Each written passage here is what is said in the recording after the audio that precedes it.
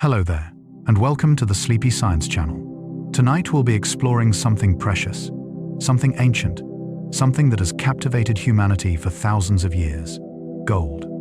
This remarkable element has shaped civilizations, inspired artists, and traveled from the hearts of dying stars to rest in your hands.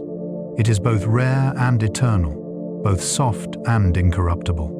Gold tells a story that stretches from the beginning of the universe to the present moment.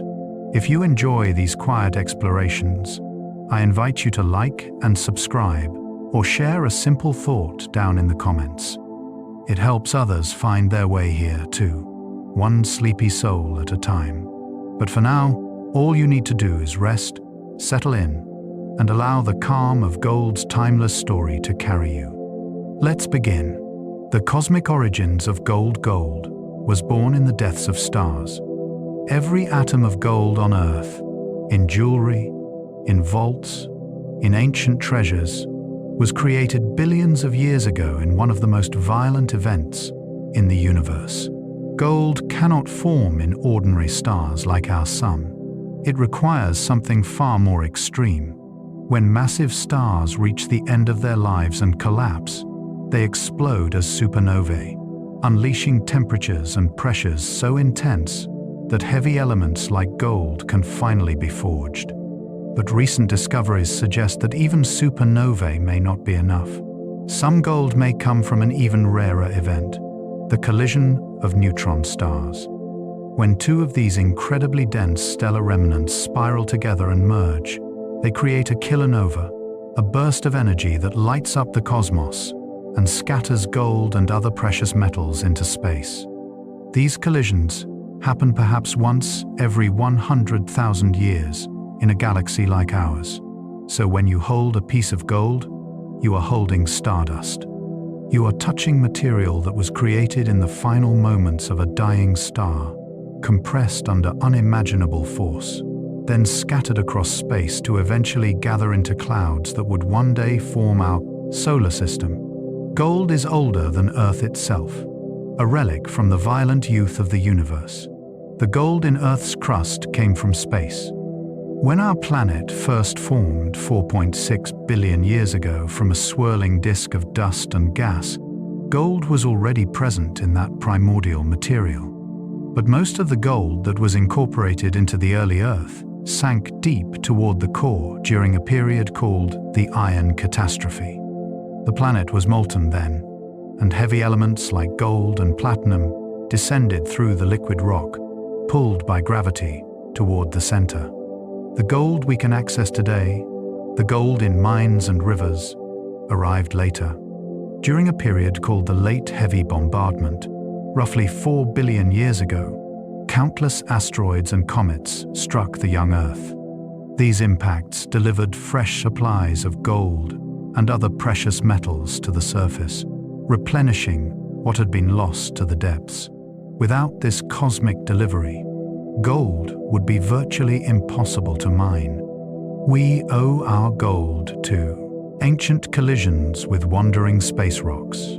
Gold is one of the heaviest elements, stable enough to exist.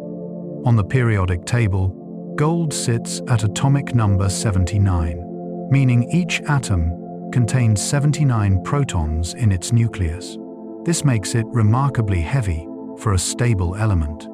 Only a handful of elements beyond it on the periodic table can exist for long without decaying radioactively. Gold's weight comes from those densely packed protons and neutrons bound together by the strong nuclear force. This heaviness is part of what makes gold valuable and useful. A small amount of gold weighs substantially more than you might expect.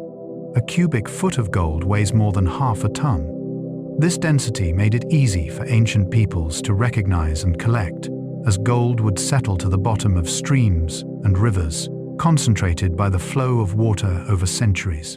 Gold will never rust or tarnish away. One of gold's most remarkable properties is its resistance to corrosion. Unlike iron, which rusts in make, air, or silver, which tarnishes to black, gold remains brilliant and unchanged. You can bury gold in the ground for 1,000 years, and dig it up still gleaming. You can immerse it in seawater, expose it to acid rain, or leave it in humid air, and it will not degrade. This incorruptibility comes from gold's electron configuration, which makes it chemically inert under normal conditions. Very few substances can react with gold, and those that do require special circumstances. This property made gold sacred to many ancient cultures who saw its eternal shine as a symbol of the divine, of immortality, of things that transcend the decay of ordinary matter. Even gold recovered from ancient shipwrecks, buried under the ocean for centuries, emerges as bright as the day it sank.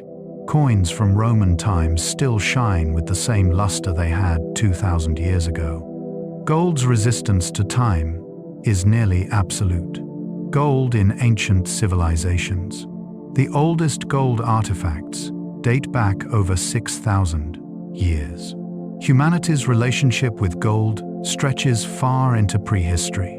The oldest known gold objects were found in a burial site near Varna, Bulgaria, dating to around 4,600 BCE. These were not crude lumps of metal, but sophisticated jewelry, ceremonial objects, and decorative items, showing that even in the Copper Age, humans had mastered the art of working with gold. Why gold?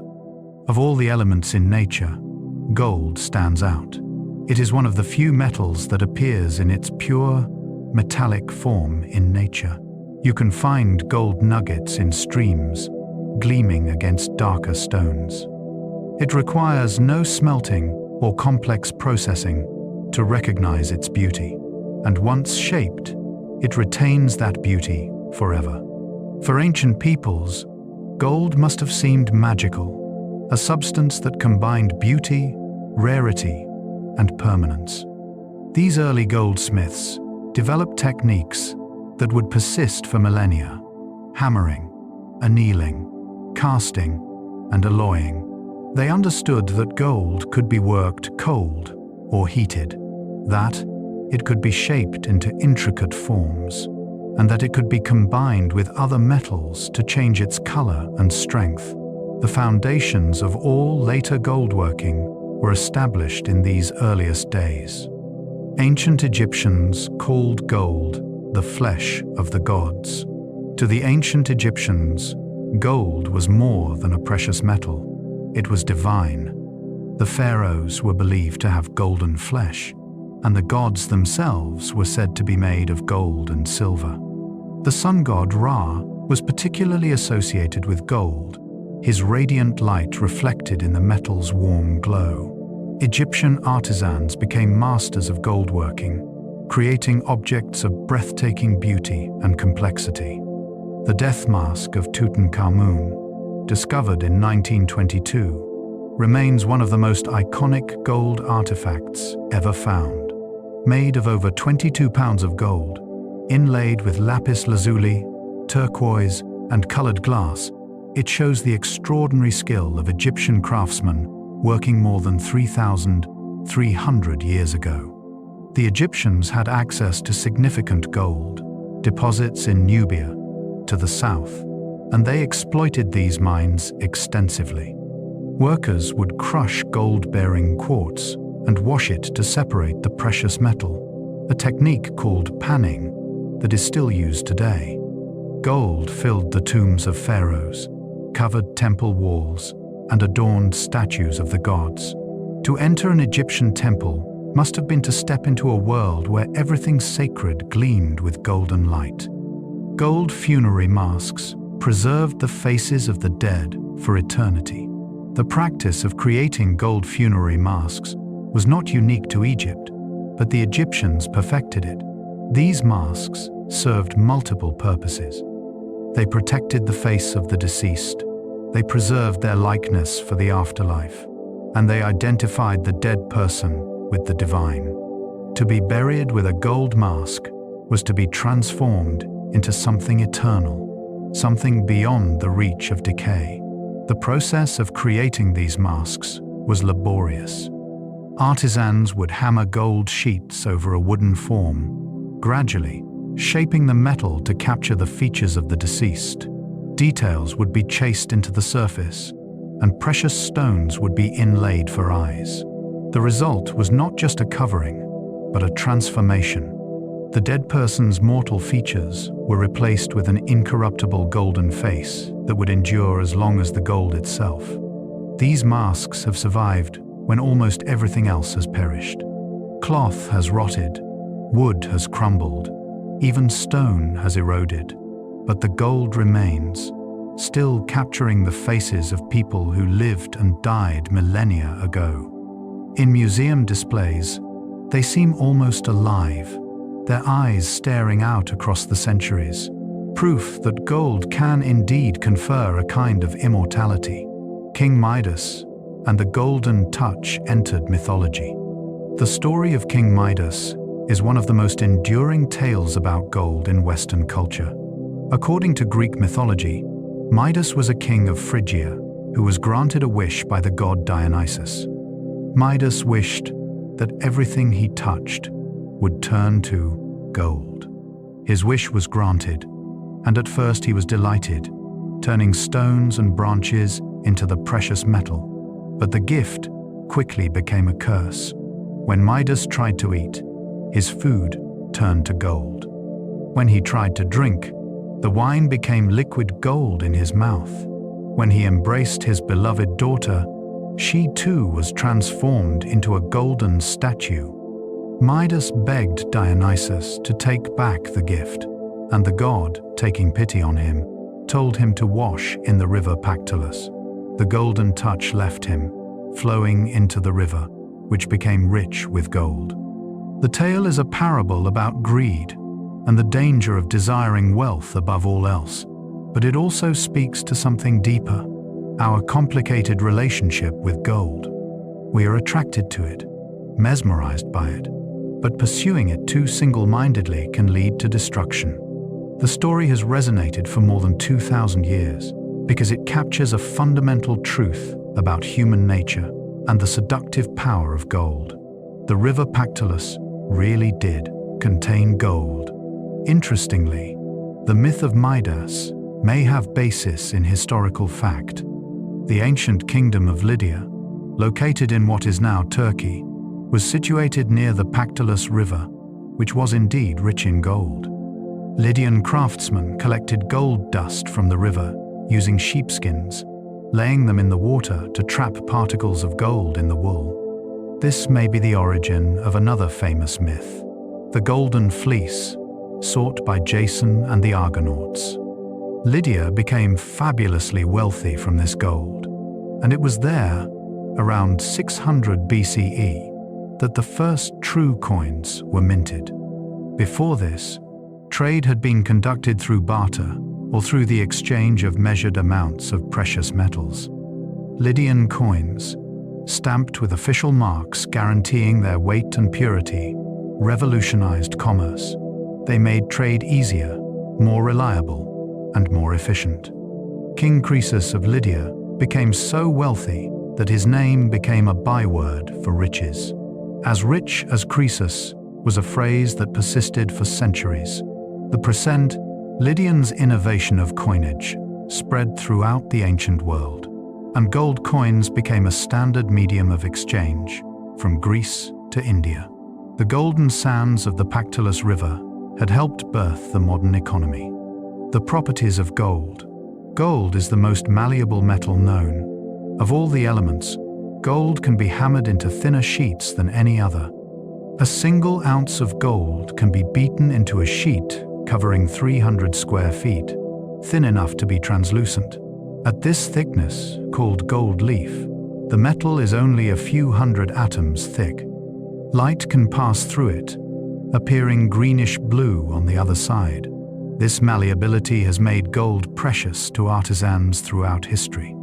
It can be shaped with simple tools, formed into intricate designs, and applied as decoration to almost any surface. Medieval manuscripts were illuminated with gold leaf, giving them a luminous quality that has survived centuries. Architecture from St. Petersburg to Bangkok gleams with gilded domes, spires. Even modern electronics use gold leaf in specialized applications. The process of creating gold leaf is an ancient art that continues today. Gold is repeatedly hammered between sheets of specially prepared paper or vellum, each round of hammering spreading it thinner. Master craftsmen can produce leaf so thin that it must be handled with special tools, as the warmth and moisture of a human hand would damage it. Yet once applied to a surface, gold leaf creates a covering that will last for centuries. Gold is also the most ductile metal. While malleability refers to how thin gold can be hammered, ductility refers to how fine it can be drawn into wire. Gold is the champion here too. A single ounce of gold can be drawn into a wire 50 miles long, thinner than a human hair. This wire would be incredibly delicate, but it would still maintain gold's characteristic properties. It would conduct electricity, resist corrosion, and gleam with golden color.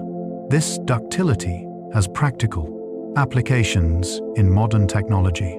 Gold wire is used in the electronics industry for making connections in computer chips and other devices. Because gold doesn't corrode, these connections remain reliable for years. The wire can also be incredibly fine, allowing for compact, complex circuits. Some of the most advanced technology in existence relies on gold drawn to almost impossible thinness.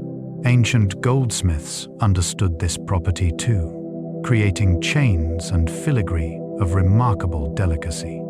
Archaeological finds include gold chains with links so small they can barely be seen without magnification, and gold wire woven into fabric to create cloth of gold, a material so precious it was reserved for royalty.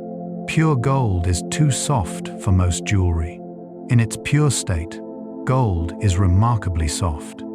Pure gold, called 24-karat gold, can be dented with a fingernail, scratched easily, and bent with little effort. While this makes it easy to work with, it also makes it impractical for items that must withstand daily wear.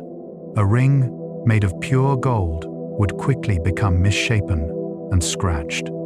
This is why most gold jewelry is actually an alloy, gold mixed with other metals to increase its hardness and durability. The proportion of gold in an alloy is measured in carats, with 24 carats being pure gold. 18-karat gold is 18 parts gold and 6 parts other metals, or 75% gold. 14-karat gold is about 58% gold, and 10-karat gold, the minimum that can legally be called gold in the United States, is about 42% gold. The metals added to gold also change its color. Adding copper creates rose or red gold, giving it a warmer, pinkish tone. Adding silver or palladium creates white gold, which has a cooler, silvery appearance. Adding both copper and silver can create green gold. By adjusting the proportions of different metals, goldsmiths can create a rainbow of gold alloys, each with different properties and appearances. Gold's color comes from relativistic effects. Gold's characteristic, yellow color, is actually the result of Einstein's theory of relativity.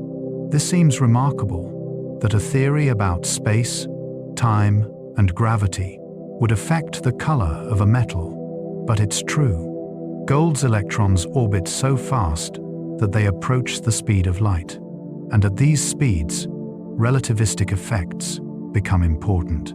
These effects change the energy levels of gold's electrons, particularly those in the outermost shell.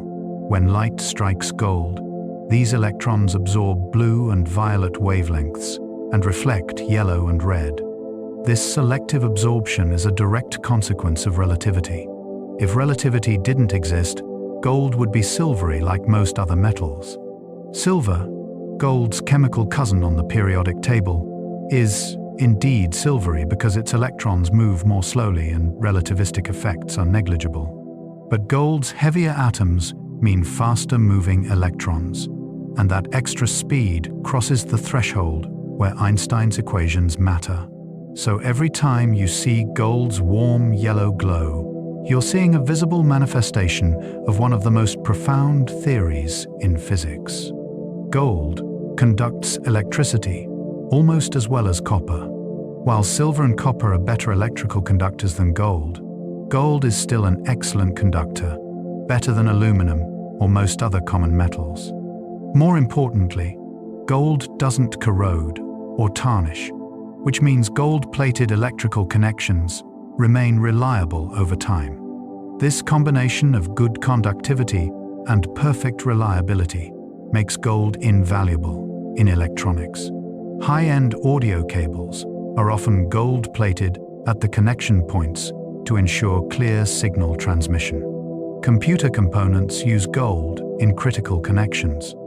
Satellites and spacecraft use gold extensively because in the harsh environment of space, where temperature swings and radiation are extreme, gold's reliability is essential. NASA's Apollo program used gold-plated visors on astronaut helmets to reflect infrared radiation and protect their eyes from unfiltered sunlight. Every smartphone contains a tiny amount of gold in its circuitry. It's not much, perhaps 50 milligrams in a typical phone, but it's there because no other material can match gold's combination of conductivity, reliability, and resistance to corrosion. Millions of tons of old electronics contain gold waiting to be recovered. A modern form of gold mining called urban mining. Gold reflects infrared radiation efficiently, while gold transmits visible light to some degree when hammered thin enough. It's an excellent reflector of infrared radiation. Infrared is heat radiation, the wavelengths longer than visible red light that we feel as warmth. Gold reflects more than 95% of infrared radiation that strikes it, which gives it important practical applications. The visors on astronaut helmets are coated with a thin layer of gold to reflect the sun's infrared radiation, preventing the intense heat of unfiltered sunlight from harming the astronaut's eyes and face. The James Webb Space Telescope, which orbits far from Earth observing the infrared universe, has mirrors coated with gold for the same reason. Gold efficiently reflects the infrared light the telescope is designed to detect. Gold coating is also used in energy-efficient windows for buildings. A microscopically thin layer of gold, or gold alloy, can be applied to window glass, creating a coating that allows visible light to pass through while reflecting infrared radiation. In summer, this keeps buildings cooler by reflecting heat away. In winter, it keeps buildings warmer by reflecting heat back inside. The amount of gold required is so small that the windows don't look golden, just slightly tinted. Gold throughout history. The California gold rush transformed a state overnight. On the 24th of January, 1848, James Marshall discovered gold at Sutter's Mill in Coloma, California. The news spread slowly at first, but by 1849, it had reached the world. Hundreds of thousands of people, called 49ers, rushed to California from across America and around the globe. Ships arrived crowded with hopeful miners from China, South America, Europe, and Australia. Others made the dangerous overland journey across the continent. In 1848, San Francisco was a small settlement of a few hundred people. By 1852, it had exploded into a city of 36,000. California's population increased from 14,000 to 300,000 inches just a few years. Entire towns appeared overnight in the gold fields. Rough collections of tents and wooden buildings where fortunes were won and lost.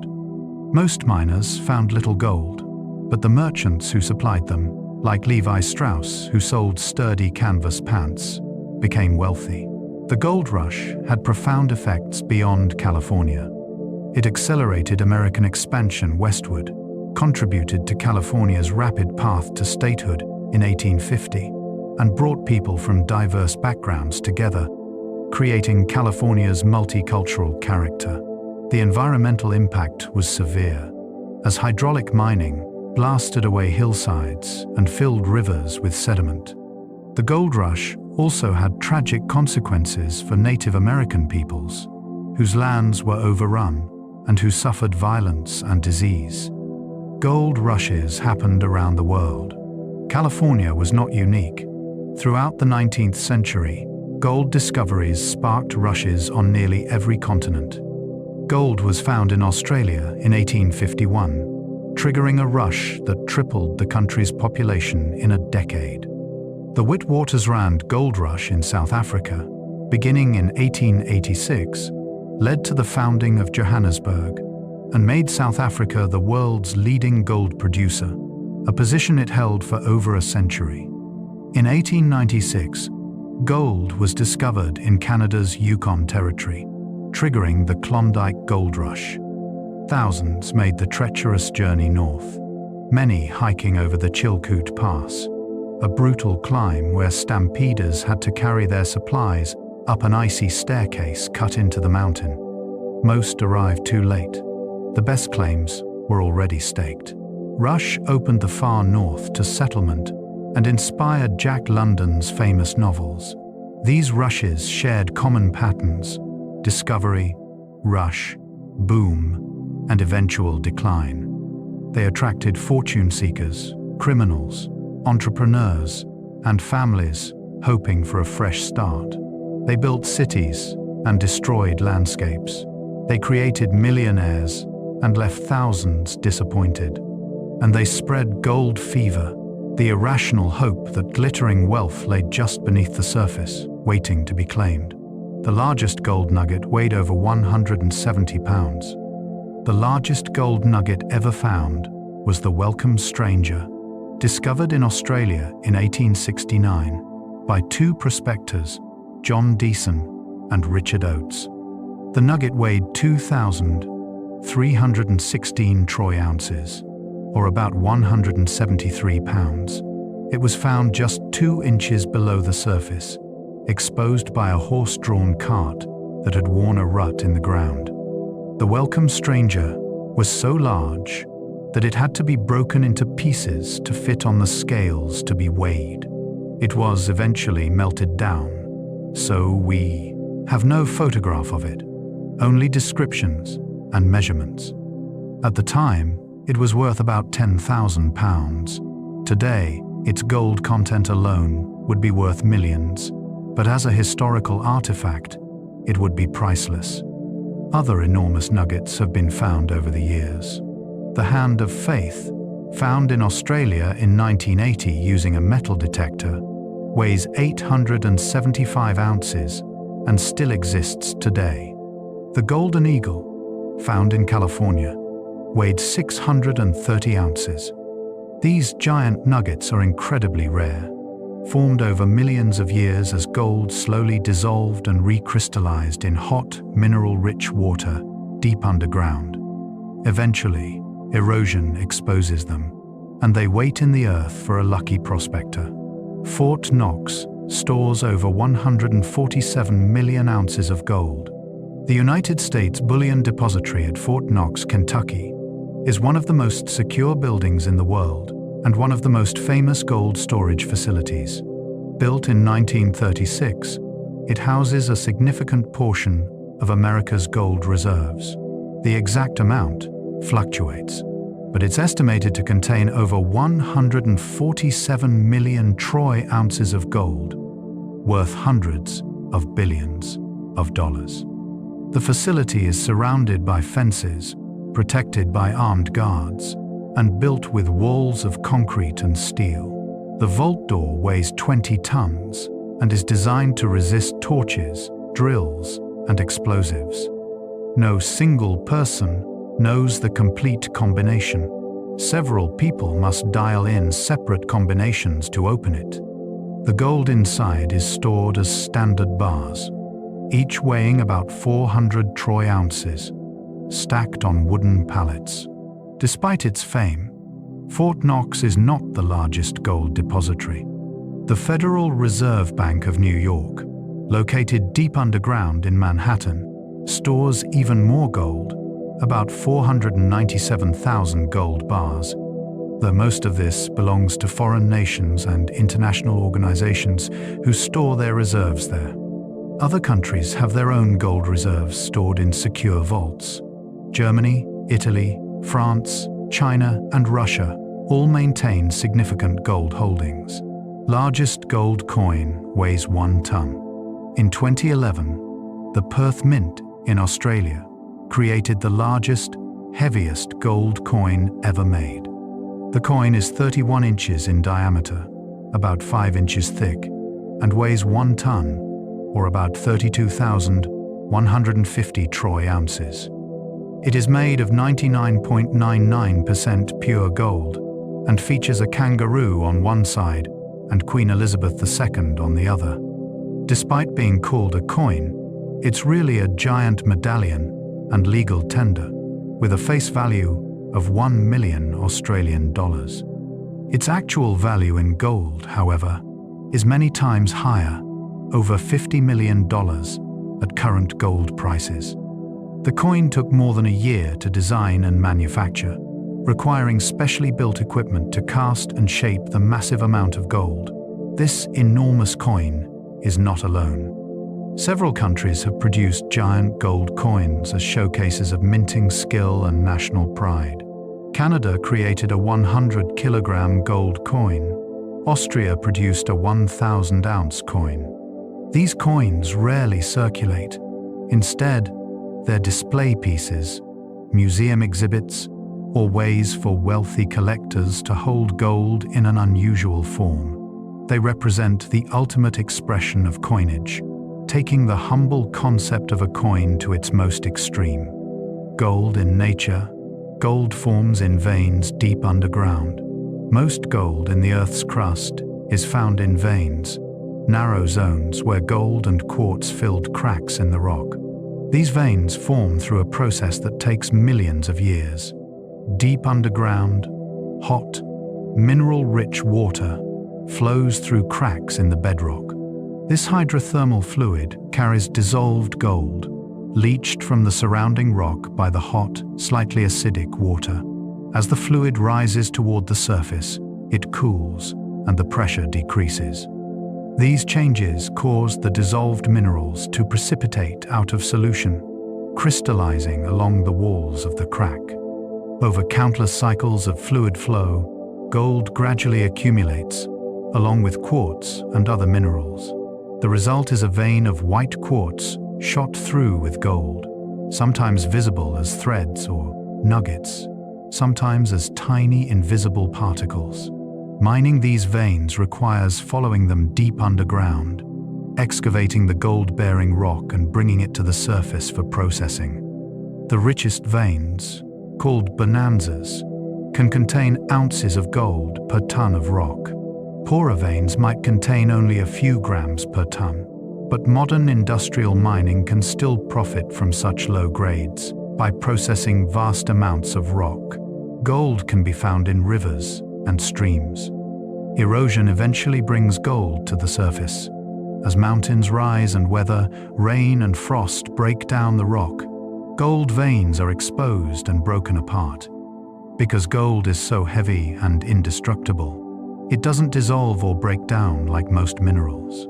Instead, it accumulates in streams and rivers as nuggets, flakes, and tiny particles called placer gold. Water sorts minerals by weight. As a stream flows, it carries lighter materials downstream, while heavier materials settle out.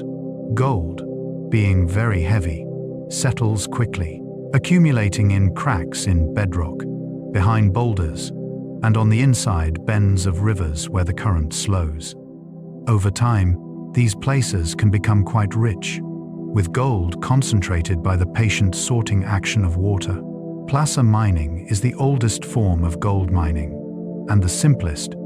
Miners would pan for gold, swirling water and sediment in a shallow pan, washing away the lighter material and leaving gold behind. Larger operations used sluice boxes.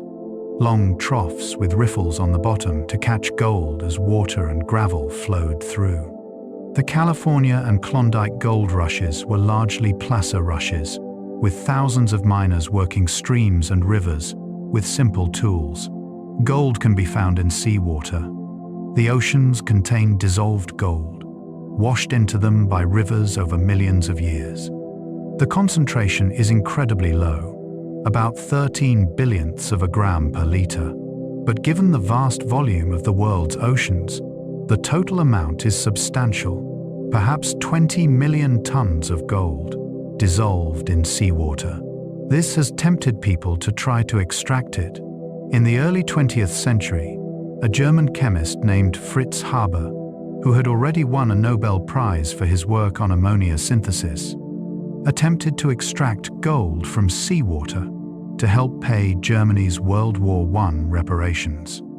He developed chemical processes and tested them on ocean voyages, but the concentration of gold was even lower than early estimates suggested. The cost of extraction far exceeded the value of the gold recovered, and the project was abandoned. Even today, with more advanced technology, extracting gold from seawater remains impractical. The energy and resources required to process the enormous volumes of water would cost more than the gold recovered. So the ocean's gold remains dissolved, circulating through the global ocean, a diffuse treasure that can be measured but not claimed. Some bacteria can create gold nuggets. Recent discoveries have revealed that certain bacteria play a role in forming gold nuggets. These bacteria, found in gold-rich environments, can tolerate high concentrations of toxic gold compounds that would kill most organisms.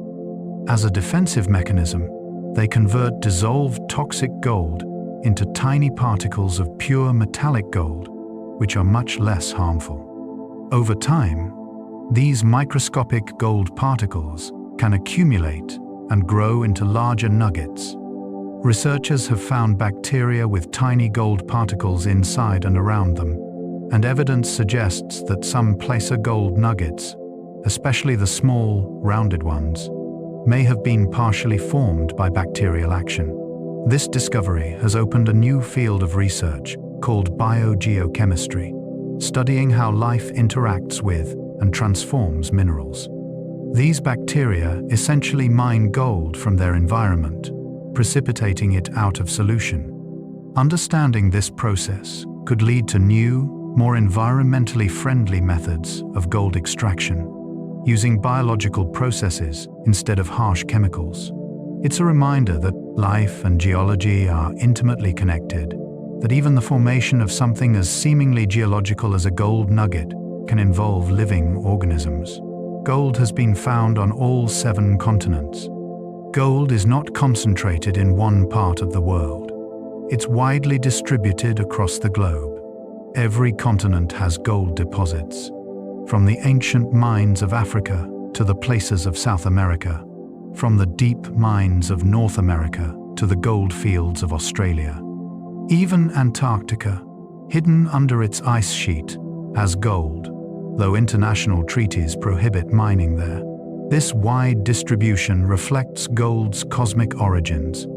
The gold delivered to Earth by asteroids during the late heavy bombardment was scattered across the planet's surface. Over billions of years, geological processes have concentrated it into mineable deposits, but traces of gold can be found almost anywhere. Even in regions not known for gold mining, a careful prospector with a gold pan can usually find a few tiny flakes in the right streams. The largest gold-producing country today is China, followed by Australia, Russia, and the United States. South Africa, once the dominant producer, has declined as its deep mines become less economical. New deposits continue to be discovered, from the jungles of Papua New Guinea to the deserts of Nevada, ensuring that gold mining remains a global industry. Gold in culture and religion. Gold has been sacred across nearly every civilization, from ancient Egypt to medieval Europe, from pre-Columbian America to imperial China. gold has held sacred status. Its incorruptibility made it a natural symbol of the eternal and divine. Its rarity and beauty made it appropriate for the most important religious objects and ceremonies. Its warm color associated it with the sun, the source of life and light.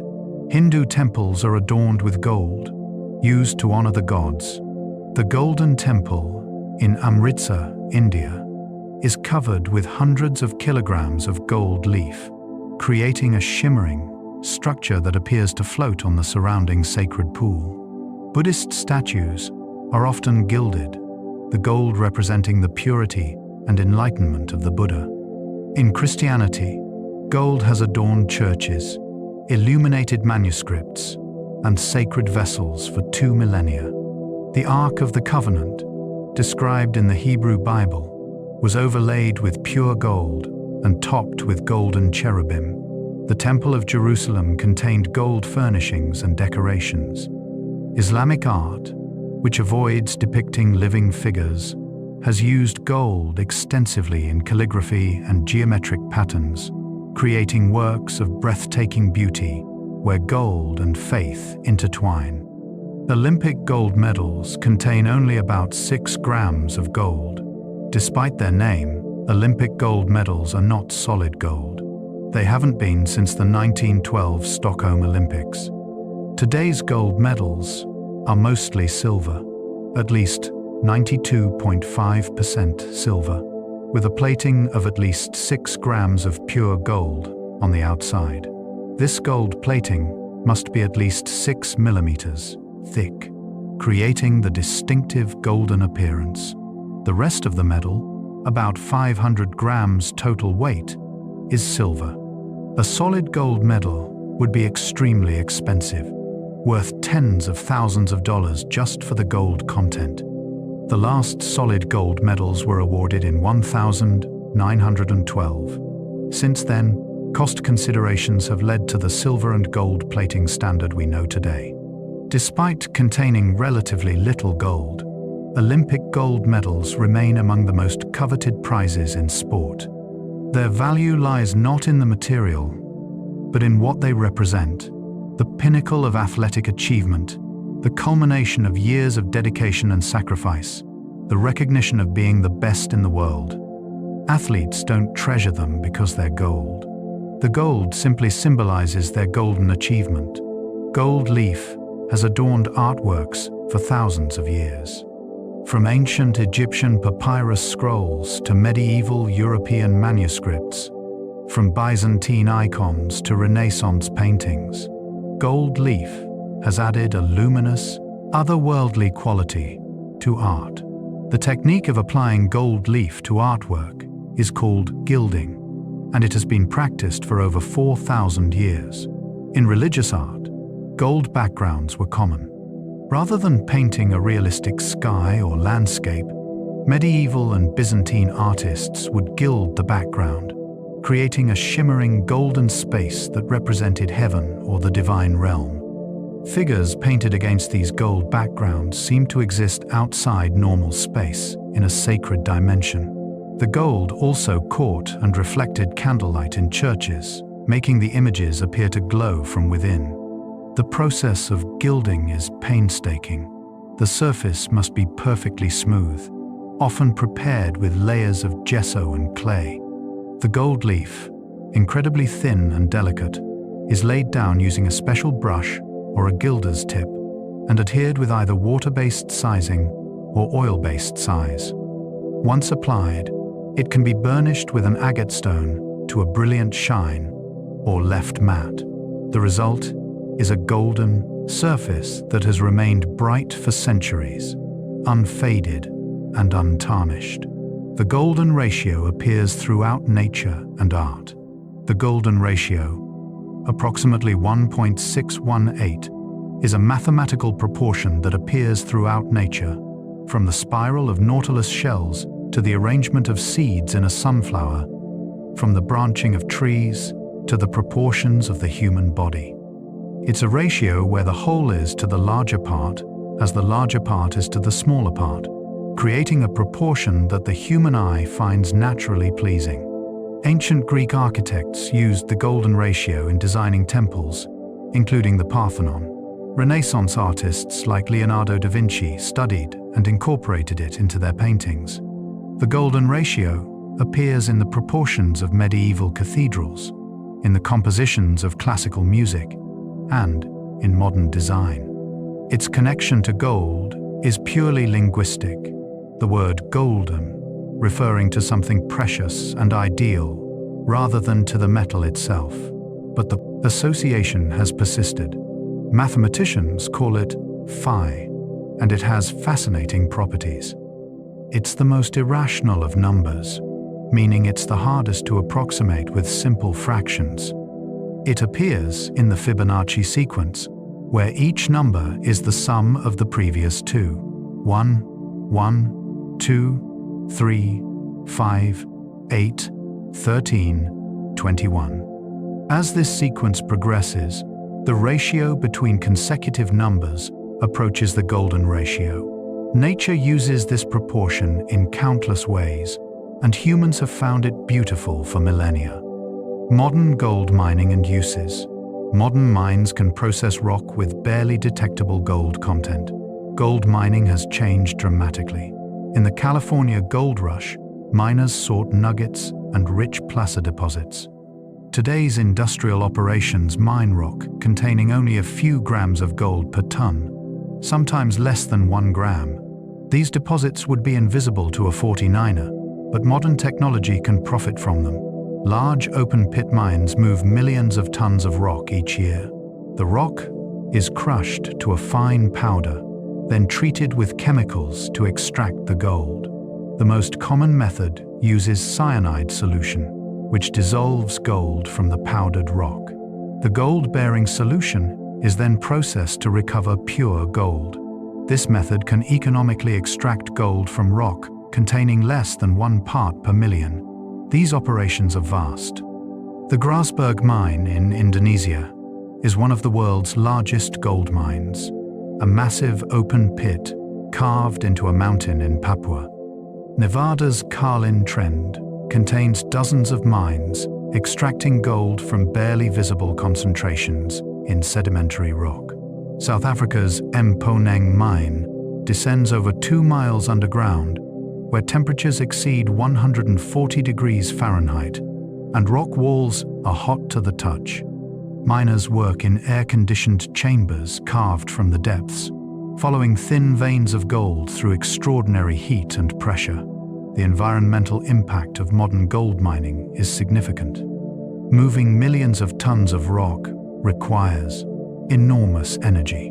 Chemical processing creates tailings, waste rock that must be stored safely to prevent contamination of water supplies.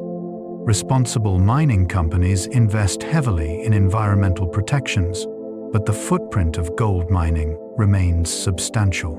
Each gold ring represents tons of moved earth. Recycling gold is becoming increasingly important. Unlike materials that degrade with use, gold is eternal. The gold in a recycled ring is identical to freshly mined gold. There's no loss of quality, no diminishment of properties. This makes gold perfectly suited for recycling, and an increasing percentage of gold supply comes from recycled sources. Electronic waste, old computers and phones, contains recoverable gold. Urban mining, extracting precious metals from discarded electronics, is becoming profitable. 1 ton of old smartphones contains more gold than 1 ton of gold ore from many mines. Specialized recycling facilities are emerging to recover this gold, along with other precious metals like silver, platinum, and palladium. Jewelry is also widely recycled. Gold buyers purchase old jewelry, melt it down, and refine it to pure gold, which can then be reshaped into new pieces. This recycling has always been part of gold's story. The gold in new jewelry might previously have been in a coin, a wedding ring, a medieval chalice, or an ancient Egyptian bracelet. Gold constantly cycles through human civilization, endlessly reused. Central banks hold gold as a reserve asset, Despite modern financial systems based on paper currency and electronic money, gold retains a special place in global finance. Central banks around the world hold gold reserves as part of their monetary policy. The United States holds over 8,000 tons of gold. Germany holds about 3,400 tons. The International Monetary Fund holds nearly 3,000 tons. Why do central banks hold gold? It's a hedge against inflation and currency fluctuations.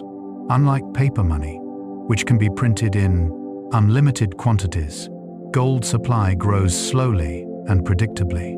During times of economic uncertainty, gold tends to hold or increase its value. While currencies may weaken, gold reserves provide stability and confidence in a nation's financial system. Central banks buy and sell gold based on economic conditions and monetary policy.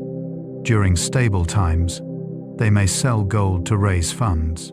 During crises, they may buy gold as a safe haven. The price of gold often moves inversely to stock markets and currencies, rising when other assets fall. This makes it a valuable diversification tool for the world's financial system.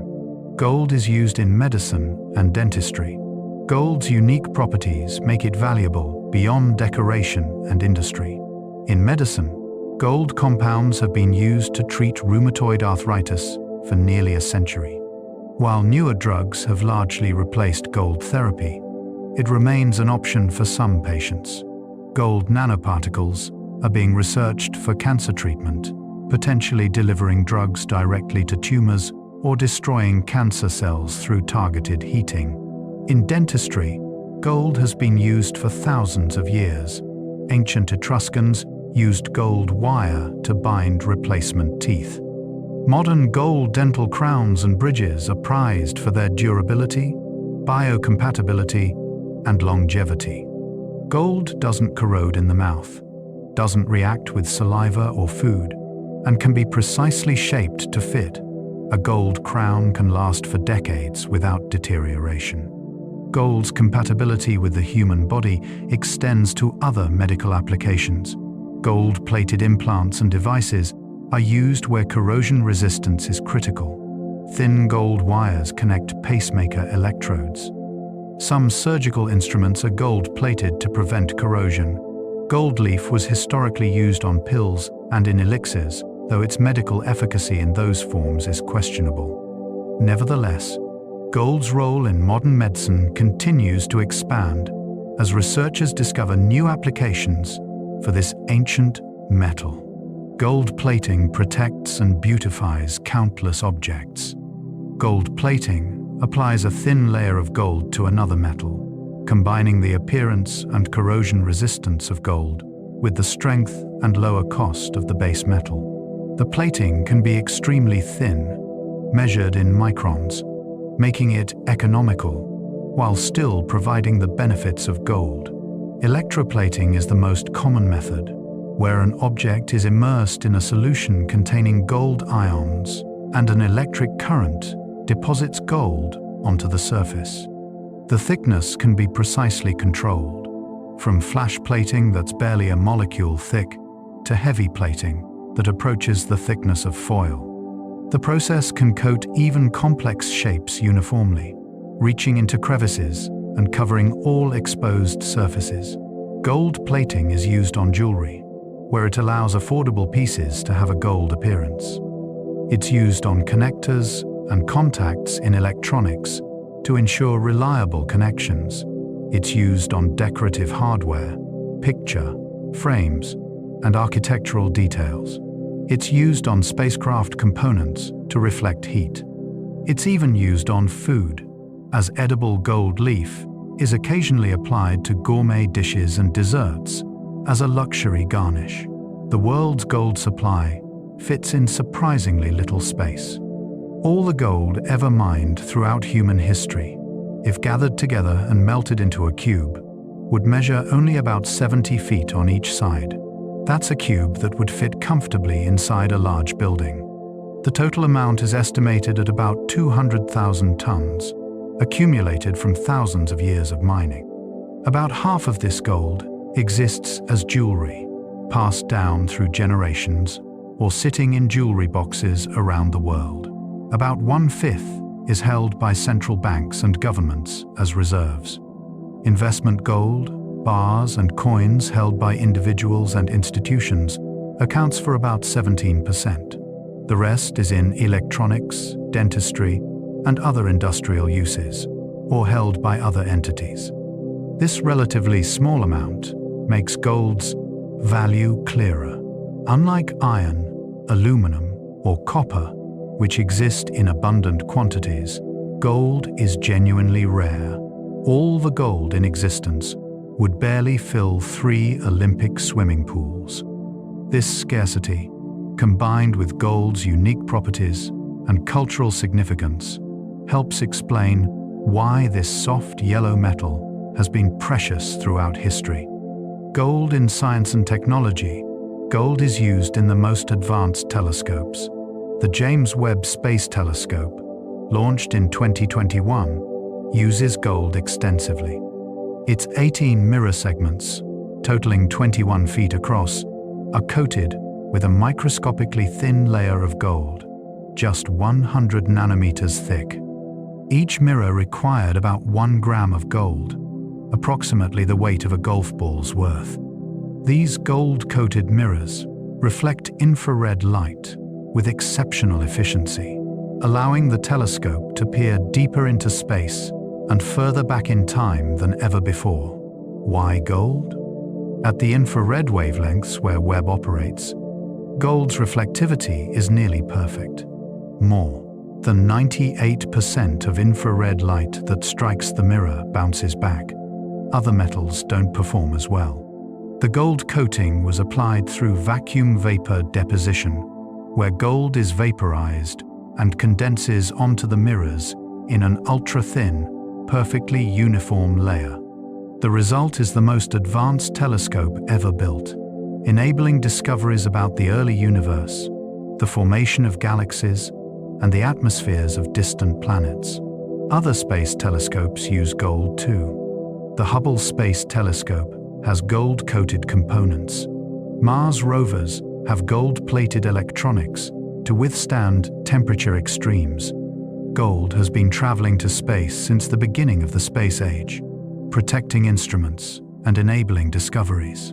Gold nanoparticles have unique optical properties. When gold is reduced to nanoparticles, particles just a few billionths of a meter across, it behaves very differently from bulk gold.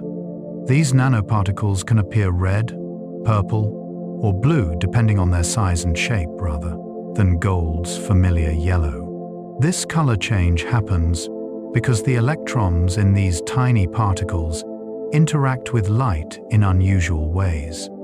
Gold nanoparticles have been used for centuries, though without understanding the science. Medieval stained glass artisans created ruby red glass by adding gold to the molten glass. The Lycurgus cup, a Roman glass vessel from the 4th century, appears green in reflected light, but red when light shines through it, an effect caused by gold and silver nanoparticles suspended in the glass. Today, scientists deliberately create gold nanoparticles for research and applications. They can be used in rapid medical tests, where their color change indicates the presence of specific molecules. They're being explored for drug delivery, carrying medications to specific cells. They can enhance the sensitivity of microscopes and other instruments. Gold nanoparticles represent a frontier where nanotechnology and ancient gold meet, creating new possibilities. From humanity's oldest precious metal, gold wire bonds connect the circuits in computer chips. Inside almost every computer chip, millions of tiny connections link different parts of the circuit. Many of these connections are made with gold wire, thinner than a human hair, bonded to the chip using heat and pressure. These wire bonds must be reliable, conductive, and resistant to corrosion, and gold provides all these qualities. The process, called wire bonding, uses highly automated machines that can place thousands of connections per hour. A thin gold wire is fed through a tiny tool, which touches it to the chip's surface and applies a combination of heat, pressure, and ultrasonic vibration. This creates a molecular-level bond between the gold and the chip. The wire is then looped to another connection point and bonded again, creating a bridge for electrical signals. Billions of computer chips are manufactured each year, each containing gold wire bonds. While each chip uses only a tiny amount of gold, the cumulative total is substantial. This makes the electronics industry one of the largest consumers of gold, and also why recycling electronic waste is increasingly important. The gold connecting circuits in discarded phones and computers retains its value and can be recovered. Gold is extremely resistant to radiation. In the harsh environment of space, radiation is a constant threat. Cosmic rays, solar radiation, and particles trapped in planetary magnetospheres can damage electronics and instruments. Gold's density and stability make it an excellent radiation shield for sensitive components. Spacecraft often have gold-plated electronics and critical instruments wrapped in gold-plated layers. Gold is also used in radiation therapy on Earth. Tiny gold markers, called seeds, can be implanted in or near tumors to help doctors precisely target radiation treatment. The gold shows up clearly on imaging scans, allowing doctors to track the tumor's position and adjust treatment as needed. Gold's biocompatibility means these seeds can safely remain in the body without causing adverse reactions. Astronauts' helmets have gold-coated visors. The extreme conditions of space require extreme protection. Sunlight in space, unfiltered by Earth's atmosphere, is intense and dangerous. It includes high levels of ultraviolet and infrared radiation that could damage astronauts' eyes within seconds. The solution is a thin gold coating on the outer visor of space helmets. This gold layer, just 0.0004 millimeters thick, reflects infrared and ultraviolet radiation while allowing visible light to pass through. Astronauts can see clearly while being protected from harmful radiation and heat. The gold gives the visor its distinctive reflective appearance in photographs of spacewalks and moon landings.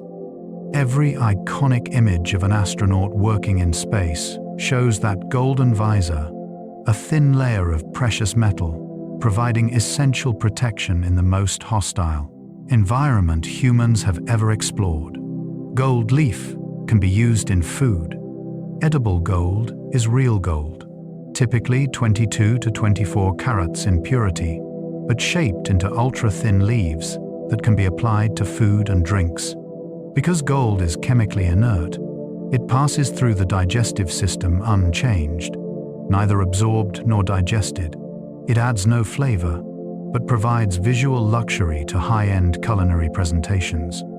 Edible gold has been used for centuries. Indian and Middle Eastern cuisines have traditionally used silver and gold leaf on festive dishes. In modern haute cuisine, gold leaf might top a chocolate dessert, float in a cocktail, or adorn sushi. It's purely decorative, but it signals luxury and celebration. Some liqueurs contain gold flakes that swirl when the bottle is shaken, creating a glittering effect. Food-grade gold must meet purity standards and be processed in food-safe conditions. The gold leaf used is the same as that used in art and gilding, but certified for consumption. It's expensive, but because it's so thin, a small book of gold leaf can garnish many dishes. The experience of eating real gold is unusual, more about the concept than any sensory quality, but it represents the ultimate in culinary extravagance. Gold and alchemy. Alchemists sought to transmute lead into gold. For more than 1,000 years, from ancient times through the Renaissance, alchemists pursued a seemingly impossible dream, transforming common metals into gold. This wasn't just about wealth. It represented a deeper quest to understand the nature of matter and achieve perfection. Alchemists believed that all metals were fundamentally the same substance in different states of purity, and that with the right process, base metals could be elevated to gold. The quest for the philosopher's stone, a legendary substance that could enable transmutation, drove countless experiments. Alchemists heated, mixed, dissolved, and distilled every substance they could find, searching for the key to transformation. While they never succeeded in making gold, their work laid the groundwork for modern chemistry. They developed laboratory equipment, discovered new substances, and refined experimental techniques that would eventually evolve into scientific method. Alchemical writings were deliberately obscure, filled with symbolic language and mystical references. The process was described in metaphors: marriage of the sun and moon, death and rebirth, blackening and whitening. These weren't just codes to protect secrets. They reflected a worldview where physical transformation and spiritual transformation were intertwined. The alchemists sought not just to make gold, but to purify their own soul in the process. Modern physics can transmute elements, but not economically.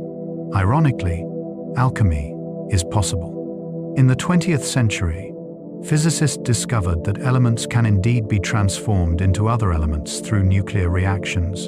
In 1941, scientists bombarded Mercury with neutrons in a cyclotron, creating gold isotopes. The alchemist's dream had been achieved through nuclear physics rather than chemistry. However, the process is neither practical nor profitable. Creating gold through nuclear transmutation requires expensive equipment, enormous energy, and produces only tiny amounts of gold. Worse, some of the gold created is radioactive and unstable. The cost far exceeds the value of the gold produced. Natural gold, patiently mined from the earth, remains far cheaper than synthetic gold created in particle accelerators. Nevertheless, the achievement is symbolically powerful. The transformation of mercury into gold, even if impractical, demonstrates that matter is mutable at the nuclear level. Elements are not eternally fixed. Under the right conditions, one can become another. The alchemists were right about the possibility, even if their methods could never have worked. The dream of transmutation, impossible through chemistry, became reality through nuclear physics. Gold's atomic structure makes transmutation difficult. The reason alchemy through chemistry was impossible is that chemical reactions involve only the electrons surrounding atoms, not the nucleus. To change one element into another requires changing the number of protons in the nucleus, and chemical reactions lack the energy to affect atomic nuclei. You can combine elements, separate them, and rearrange them, but you cannot change one into another through chemistry. Gold's 79 protons make it one of the heavier stable elements. To create gold, you need to either add protons to a lighter nucleus or remove protons from a heavier one. Both require nuclear reactions with enormous energies. In stars and supernova explosions, these energies are available. In a laboratory, particle accelerators can provide them. In a medieval alchemist's laboratory, filled with furnaces and alembics, they were completely inaccessible. This is why alchemy, despite centuries of effort by intelligent, dedicated practitioners, never produced gold. It was chasing a goal that lay beyond the reach of chemical methods, requiring understanding and technology that wouldn't exist for centuries. Yet, in pursuing this impossible goal, alchemists made genuine discoveries that contributed to the development of chemistry, pharmacy, and materials science. The economics of gold. Gold's value fluctuates with economic conditions. The price of gold is not fixed. It rises and falls based on supply and demand, economic uncertainty, currency values, and investor sentiment. During times of economic stability and growth, gold prices often fall, as investors prefer stocks and other growth-oriented investments. During recessions, financial crises, or periods of high inflation, gold prices typically rise as investors seek a safe haven. This pattern has been consistent throughout modern history. In the 1972, amid oil shocks and inflation, gold prices soared from $35 per ounce to over $800. In the early 2000s, gold began a sustained rise, reaching over $1,900 per ounce in 2011, during the aftermath of the financial crisis. Prices then declined, before rising again in recent years. These fluctuations reflect gold's role as both a commodity and a financial asset. Gold is traded globally on exchanges in London, New York, Shanghai, and other financial centers. The London Bullion Market Association sets daily reference prices based on supply and demand from dealers, jewelers, central banks, and investors worldwide. Because gold is universally valued and easily traded, it serves as a liquid asset that can be bought or sold anywhere in the world. The gold standard once backed currencies. For much of modern history, paper currency was backed by gold. Each note could theoretically be exchanged for a specific amount of gold held in reserve. This gold standard provided stability and limited inflation because governments couldn't print unlimited money. They were constrained by their gold reserves. Britain adopted a formal gold standard in 1821, and many other countries followed during the 19th century. The system created relatively stable exchange rates between currencies, facilitating international trade. However, it also limited governments' ability to respond to economic crises by adjusting money supply. During the Great Depression of the 1930s, countries began abandoning the gold standard to allow more flexible monetary policy. The Bretton Woods system, established after World War II, created a modified gold standard where the US dollar was backed by gold at $35 per ounce, and other currencies were pegged to the dollar. This system collapsed in 1971 when President Nixon ended dollar convertibility to gold. Since then, world currencies have been fiat money, backed by government authority rather than precious metal reserves. Yet central banks still hold gold, recognizing its enduring value. Gold mining companies are major global enterprises. While prospectors with gold pans evoke romance, modern gold mining is dominated by large corporations operating mines around the world. Companies like Newmont, Barrick Gold, and Anglo Gold Ashanti extract millions of ounces annually from operations on multiple continents. These companies employ tens of thousands of workers and invest billions in exploration and development. The economics of gold mining are complex. Companies must find deposits large and rich enough to justify the enormous expense of developing a mine. Exploration can take years and cost millions before a single ounce of gold is extracted. Once a deposit is found, environmental permits must be obtained, infrastructure built, and equipment installed. Only then can mining begin, and the mine must operate profitably for years to recoup the initial investment. Gold mining companies are sensitive to gold prices. When prices are high, marginal deposits become economical, and companies expand operations. When prices fall, high-cost mines may close, and exploration is reduced.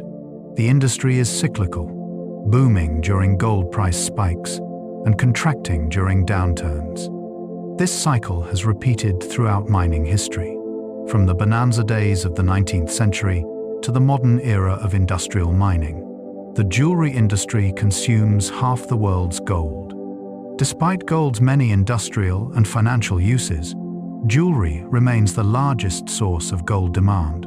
Approximately 50% of gold mined each year goes into jewelry production. This demand is global but particularly strong in India and China, where gold jewelry is culturally significant and often represents a store of wealth as well as adornment. Indian weddings traditionally feature extensive gold jewelry given to the bride. In Chinese culture, gold jewelry is customary for New Year celebrations and weddings. In Western countries, gold engagement and wedding rings are traditional. Across the Middle East, gold jewelry is a standard part of women's attire and an important form of personal wealth. This cultural demand provides a stable baseline for gold consumption. The jewelry industry has developed sophisticated techniques for working with gold. Modern jewelers can create intricate designs, combine gold with gemstones, and produce pieces ranging from delicate chains to substantial statement jewelry. Computer-aided design and 3D printing are now used alongside traditional hand fabrication methods. Yet the fundamental appeal remains the same: gold's beauty, permanence, and the way it catches and reflects light. Gold coins and bars serve as investments. Beyond jewelry and industrial uses, gold is held as an investment. Investors purchase physical gold in the form of coins, bars, and other forms, storing it as a hedge against inflation or economic uncertainty.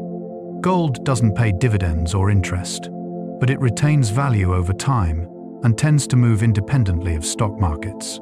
Gold coins come in many forms. The American gold eagle, Canadian gold maple leaf, South African Krugerrand, and Austrian Philharmonic are among the most popular. These coins contain precisely 1 ounce, or fractions thereof, of gold, and are produced by government mints with guaranteed purity. They sell for slightly more than the gold value due to manufacturing costs and dealer premiums, but they're easily bought and sold. Gold bars range from tiny 1-gram bars to the standard 400-ounce London Good Delivery bars held by central banks. Smaller bars are accessible to individual investors, while large bars are traded between institutions. All investment-grade gold is stamped with its weight, purity, and the mark of the refiner. This standardization makes gold a globally fungible commodity, easily traded and valued anywhere in the world. Gold in literature and mythology. The golden fleece was sought by Jason and the Argonauts. One of the oldest gold-related myths in Western culture is the story of Jason and the golden fleece. In Greek mythology, Jason assembled a crew of heroes, called the Argonauts, and sailed to Colchis at the edge of the known world to retrieve the magical golden fleece, the hide of a golden ram that hung in a sacred grove guarded by a dragon. The myth has been interpreted in many ways. Some scholars believe it represents ancient Greek knowledge of gold mining in the Black Sea region, where fleece was used to trap placer gold from streams, as described earlier. Others see it as a metaphor for the sun, or as a coming-of-age story where Jason must prove himself through impossible trials. The fleece itself represents ultimate value, something worth risking everything to obtain. The story has endured for thousands of years, retold by ancient writers like Apollonius of Rhodes, and adapted countless times in literature, art, and film. It captures something fundamental about gold. It's not just valuable, it's legendary. It's the prize that motivates the greatest journeys, the treasure that justifies the grandest quests. Gold in mythology represents not just wealth, but achievement, glory, and transformation. El Dorado was a legendary city of gold.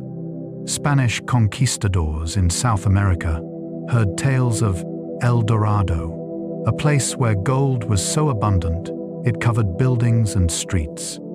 The name originally referred to a tribal chief who was covered in gold dust during ceremonies, but it evolved into the legend of a lost city of gold somewhere in the unexplored interior of South America.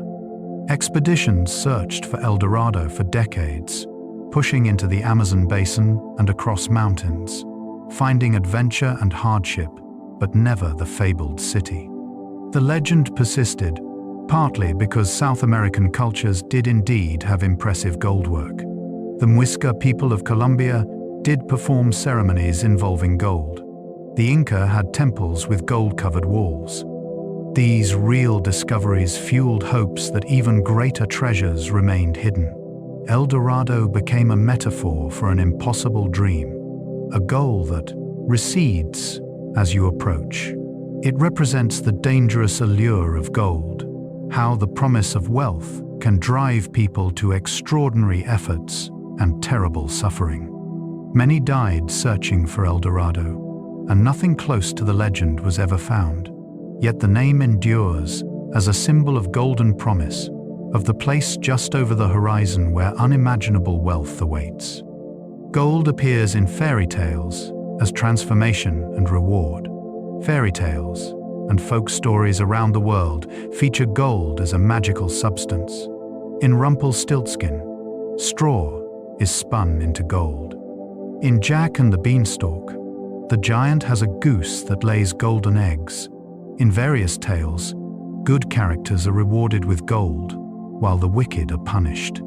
Gold represents not just wealth, but virtue rewarded, and the magical transformation of the ordinary into the precious. These stories often carry moral lessons about the proper relationship with wealth.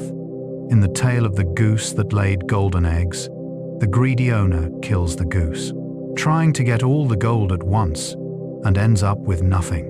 The moral: be patient and don't let greed destroy good fortune. In many tales, gold given freely brings happiness, while gold hoarded or stolen brings misery. The stories use gold's obvious value to teach lessons about values. The persistence of gold in fairy tales reflects its deep roots in human consciousness. It's not just valuable, it's symbolically loaded, representing everything from purity to corruption, from divine reward to worldly temptation. Gold in these stories is often literally magical, transforming or being transformed, because gold itself seems magical, emerging from the earth, brilliant and eternal. Treasure maps marked X for buried gold. Pirate treasure maps have become iconic, showing coastlines and landmarks with an X marking where gold is buried. While the reality of pirate treasure was usually less dramatic than legend suggests, the idea of buried gold has inspired countless treasure hunts. Adventurers throughout history, some famous treasures have never been found. The treasure of the Knights Templar, allegedly hidden when the order was suppressed in the 14th century, has been sought for 700 years. Confederate gold, supposedly hidden as the Civil War ended, has inspired searches across the American South. Captain Kidd's treasure, Blackbeard's gold, and numerous other legendary hoards are still sought by treasure hunters with metal detectors and dreams of discovery. Occasionally, real treasures are found. Shipwrecks yielding gold coins and bars are regularly discovered. The treasure ship Atocha, lost in 1622, was found in 1985 with gold bars, coins, and jewelry worth hundreds of millions. Construction projects sometimes uncover buried hoards. These real discoveries fuel continued searching and remind us that sometimes treasure really is buried, waiting in the earth or under the sea, patient and imperishable. Gold in different forms. Gold leaf is so thin you can see through it. We've mentioned gold leaf several times, but its thinness is worth emphasizing. Gold can be hammered into sheets just 0.0001 millimeters thick, about 1,000 times thinner than a human hair. At this thickness, A sheet of gold contains only a few hundred atoms stacked on top of each other. Light can pass through it, appearing greenish on the other side because the gold absorbs some wavelengths while transmitting others. Creating such thin gold requires patience and skill. Gold beaters still use traditional methods, hammering small pieces of gold between sheets of specially prepared paper or membrane. Each round of hammering spreads the gold thinner, and the process is repeated until the desired thickness is achieved. Modern machines can also create gold leaf, but traditional hand-beaten leaf is still preferred for fine art restoration and demanding applications. Handling gold leaf requires care and special tools. The leaves are so thin, they can tear from the moisture in a breath.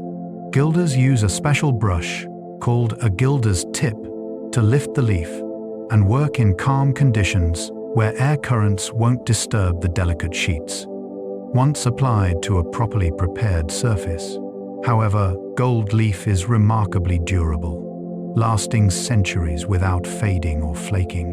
Gold wire can be drawn to incredible fineness. Just as gold can be hammered thin, it can be drawn into extraordinarily fine wire.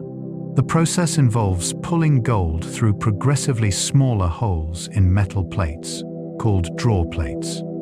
Each pass through a smaller hole stretches and thins the wire.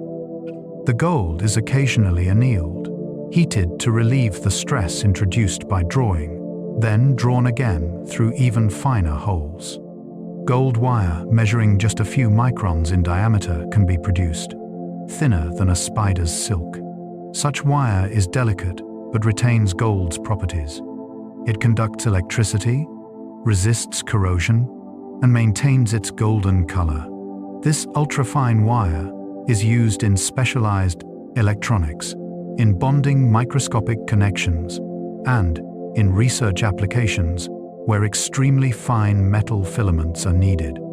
The ductility that allows gold to be drawn so fine also makes it useful for other applications. Gold wire of more substantial dimensions is used in jewelry, embroidery, and decorative arts. The wire can be woven, coiled, twisted, or shaped into intricate forms. Some traditional metalworking techniques, like filigree, create lace-like patterns from gold wire, producing jewelry of extraordinary delicacy. White gold is an alloy that resembles platinum. Pure gold is yellow, but gold can be alloyed with other metals to create different colors. White gold, popular in modern jewelry, is created by mixing gold with white metals like palladium, nickel, or silver. The resulting alloy has a silvery appearance, similar to platinum, but at lower cost. Most white gold jewelry is also plated with rhodium, a platinum group metal that's extremely white and hard. This plating creates a bright, reflective surface and adds durability. Over time, the rhodium plating can wear away, revealing the slightly warmer tone of the white gold beneath.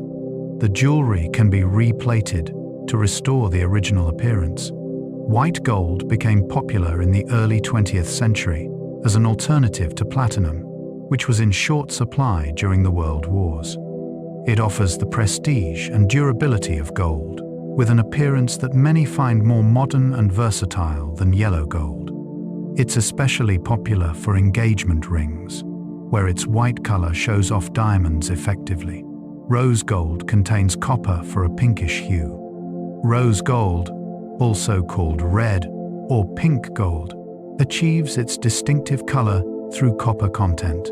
The typical rose gold alloy might be 75% gold and 25% copper, though proportions vary. The copper gives the metal a warm, pinkish tone that has become fashionable in recent years. The copper content also makes rose gold harder and more durable than pure gold or even yellow gold alloys. This durability, combined with its distinctive appearance, has made it increasingly popular for wedding rings, watches, and fashion jewelry. The color is often described as romantic or vintage-looking, evoking early 20th century jewelry. Different cultures have different preferences for gold color. In India and the Middle East, yellow gold remains most popular, closer to pure gold's natural color. In Western countries, white and rose gold have gained market share. Some jewelry features multiple colors of gold in the same piece, using yellow, white, and rose gold together in contrasting patterns, showcasing gold's versatility. Gold coins have been currency for thousands of years. The first true coins, as mentioned earlier, were minted in Lydia around 600 BCE. But gold, as a medium of exchange, is even older. Gold's divisibility, portability, and universal value made it natural for trade. A merchant could carry significant wealth in a small pouch of gold, easily weighed and exchanged. Gold coins from different eras and civilizations have distinct characteristics. Ancient coins were often irregularly shaped, hand-stamped between dies. Medieval coins were thinner and more uniform. Modern coins are precisely manufactured with intricate designs and standardized weights. Yet all share gold's essential properties. They don't corrode, their value is widely recognized, and they concentrate wealth in portable form. Some historical gold coins are worth far more than their gold content. Rare coins from defunct empires, coins with minting errors, or coins from limited runs can sell for tens or hundreds of thousands of dollars to collectors. The 1933 Double Eagle, a $20 gold piece, never officially circulated, sold at auction for over $7 million. For numismatists, the historical and artistic value of gold coins can exceed even gold's considerable material value. Gold bars are standardized for trading. The largest gold bars are the London Good Delivery bars that move between central banks and major financial institutions. These bars weigh about 400 troy ounces, approximately 27 pounds, and are roughly the size of a smartphone, but much thicker. They're not solid rectangles, but have sloping sides, making them easier to stack securely. Each bar is stamped with its serial number, the refiner's mark, the fineness, purity, and the weight. To be good delivery, bars must meet strict standards. They must be at least 99.5% pure gold, weigh between 350 and 430 ounces, and be produced by an approved refiner. These standards allow bars to be traded internationally without reassay, their value instantly calculable from their stamped weight and the current gold price. Smaller bars, from 1 kilogram down to 1 gram, are sold to investors.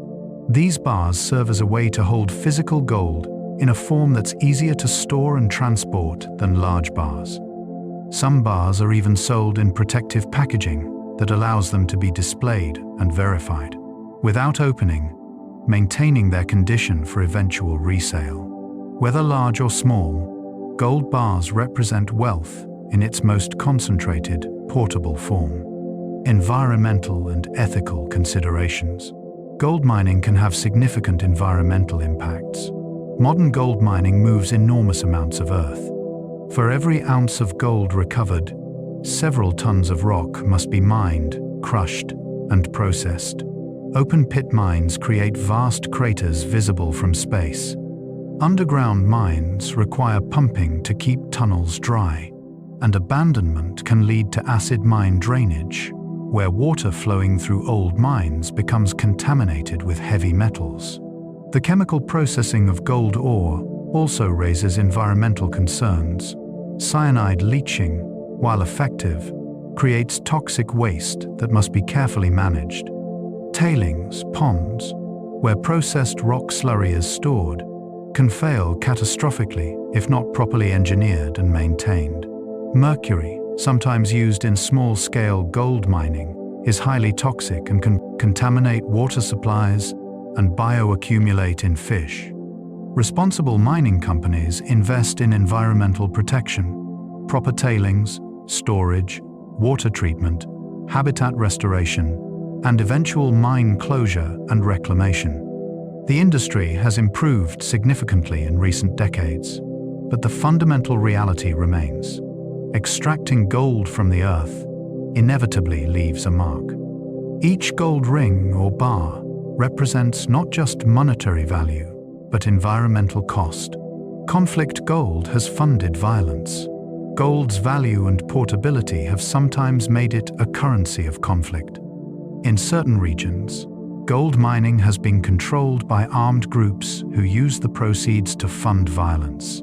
Conflict gold, like conflict diamonds, has entered the global supply chain, mixing with legitimately mined gold. International efforts have emerged to address this problem. The Responsible Jewelry Council and similar organizations work to ensure gold is sourced ethically. The OECD has issued guidelines for responsible mineral supply chains. Some jewelers now offer certified conflict-free gold, with documentation tracing the metal from mine to market. Recycled gold is also promoted as an ethical alternative, since it doesn't require new mining.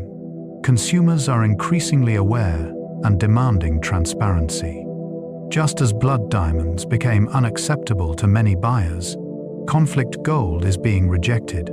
The jewelry industry is responding, implementing tracking systems and auditing procedures. The goal is a supply chain where every gram of gold can be traced to a responsible source, ensuring that beauty doesn't come at the cost of human suffering. Artisanal mining provides livelihoods, but poses challenges. In many developing countries, small-scale artisanal gold mining employs millions of people. For remote communities with few economic opportunities, gold mining can provide crucial income.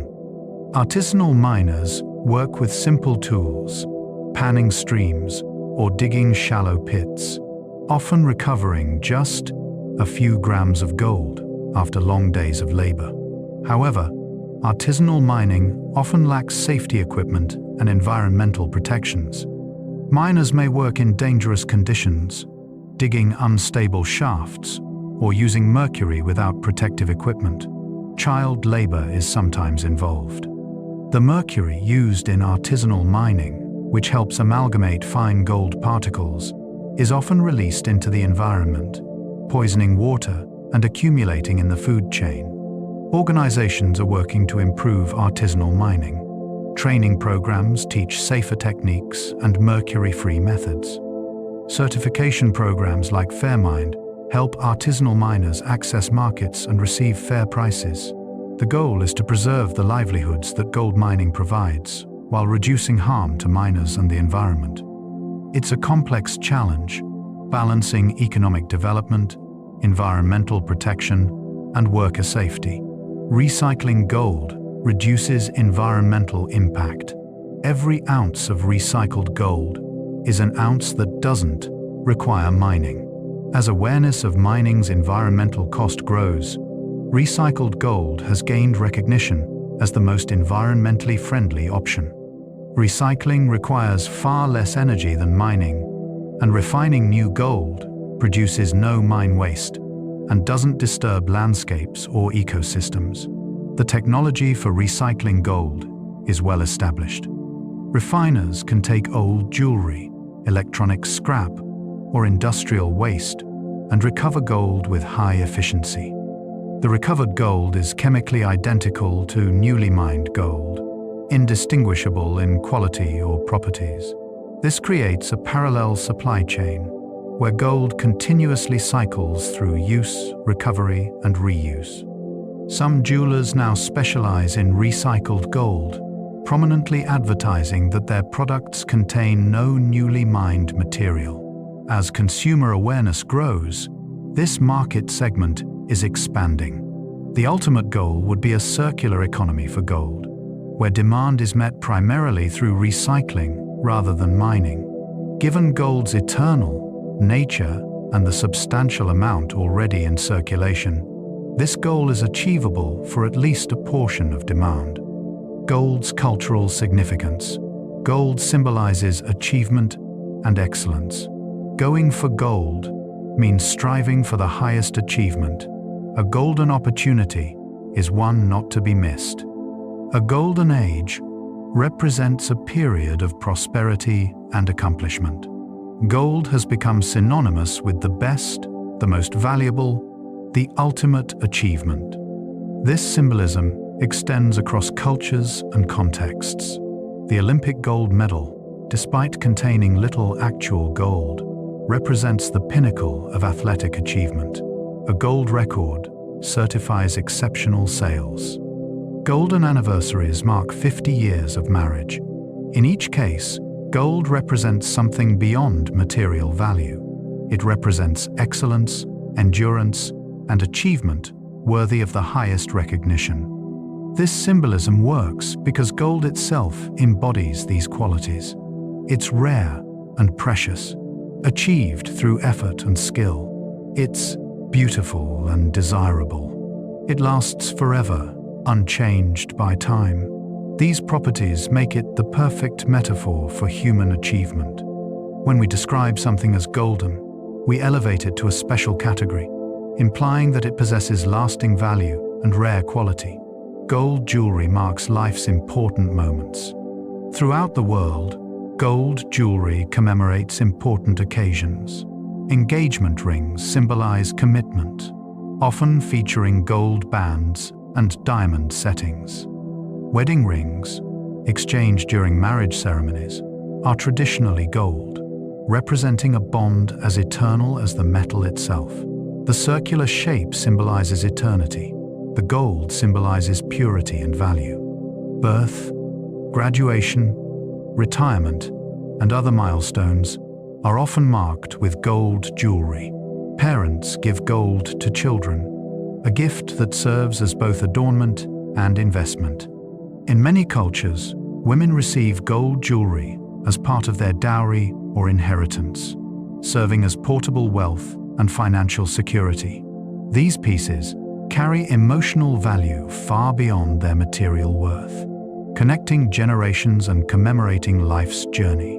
The custom of giving gold jewelry has ancient roots, but continues strongly today. Whether a simple gold chain or an elaborate necklace, these pieces serve as tangible reminders of love, achievement, and important moments. They're worn daily or saved for special occasions, passed down through families, creating links between past and future. Gold leaf adorns religious and cultural treasures.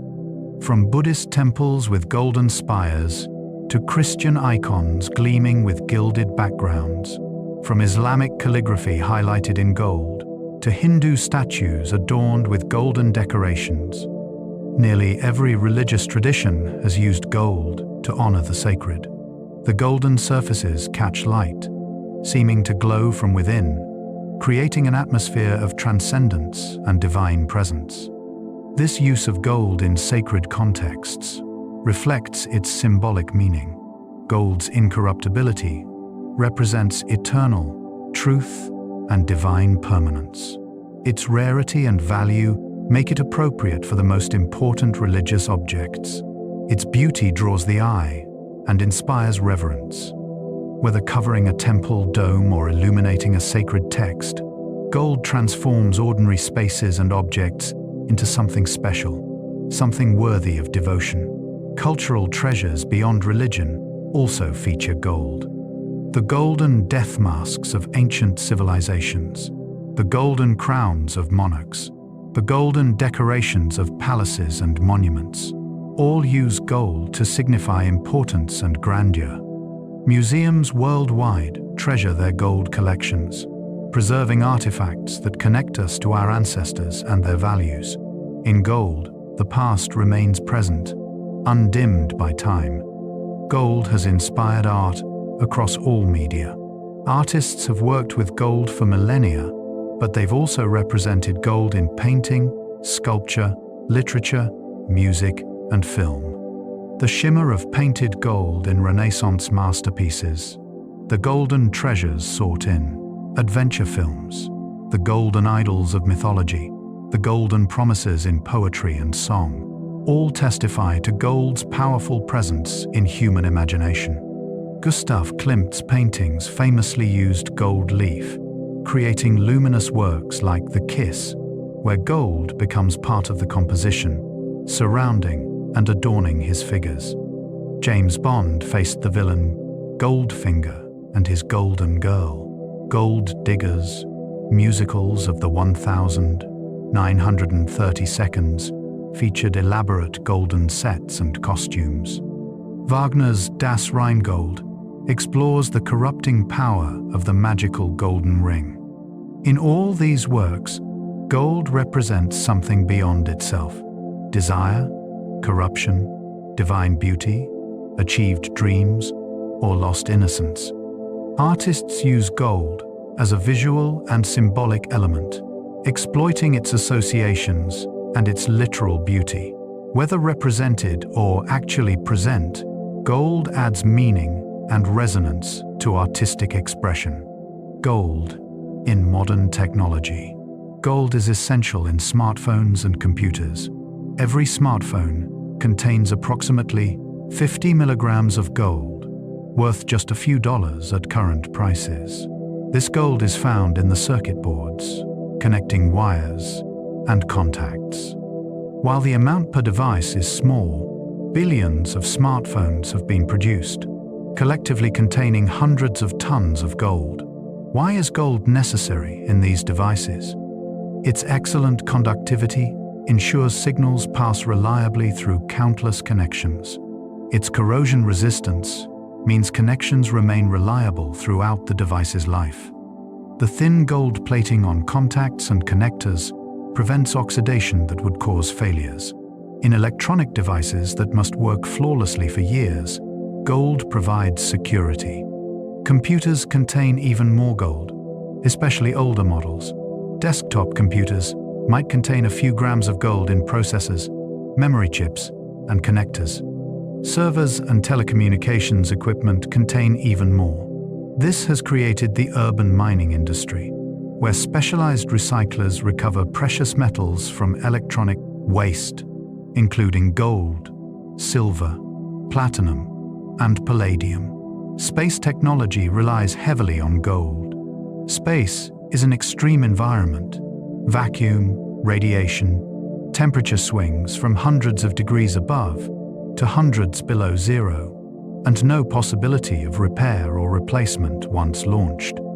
Under these conditions, reliability is paramount, and gold provides it. Satellites, space probes, and spacecraft use gold extensively.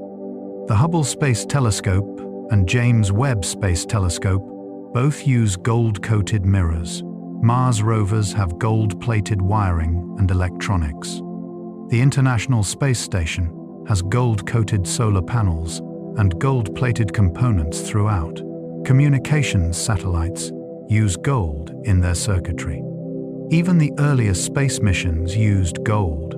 The Apollo lunar modules had gold-plated mylar insulation. Gold in space applications serves multiple purposes. It reflects heat and radiation, conducts electricity reliably, resists corrosion in the atomic oxygen present in low Earth orbit, and maintains its properties across extreme temperature variations. No other material matches this combination of properties, making gold irreplaceable for space exploration despite its cost.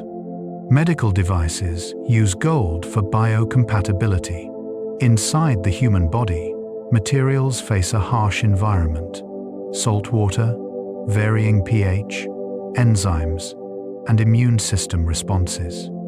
Materials must not corrode, release toxic substances, or trigger immune reactions. Gold excels in all these areas, making it valuable for medical implants and devices. Pacemakers use gold in their electronic circuits and connections. Some surgical tools are gold-plated to prevent corrosion and facilitate sterilization. Certain stents, The tiny tubes that hold arteries open are coated with gold. Gold nanoparticles are being researched for drug delivery systems that could target cancer cells while sparing healthy tissue. The biocompatibility that makes gold useful in medicine has been known for centuries. Dental gold has been used for thousands of years without adverse reactions. Modern medicine continues this tradition, finding new applications for gold wherever the combination of conductivity, inertness, and biocompatibility is needed. Gold nanoparticles enable new medical diagnostics. At the nanoscale, gold behaves differently than in bulk. Gold nanoparticles can be engineered to bind to specific proteins, DNA sequences, or cells. When they do, their optical properties change in detectable ways, allowing rapid diagnostic tests for diseases, genetic conditions, or contaminants. Pregnancy tests use gold nanoparticles. The colored line that appears when the test is positive comes from gold nanoparticles that accumulate when specific hormones are present. Similar technology is being developed for rapid tests for infectious diseases, allowing diagnosis in minutes rather than days. In resource-limited settings, these simple tests could revolutionize healthcare. Research is exploring gold nanoparticles for cancer therapy. Particles can be designed to accumulate in tumors, then heated using laser light, destroying cancer cells while sparing normal tissue. Other approaches use gold nanoparticles to deliver chemotherapy drugs directly to tumors, increasing effectiveness while reducing side effects. While still experimental, these approaches showcase gold's expanding role in medicine. Gold through the ages. Ancient civilizations worked gold with remarkable skill. Long before modern tools, ancient goldsmiths created objects of extraordinary beauty and complexity.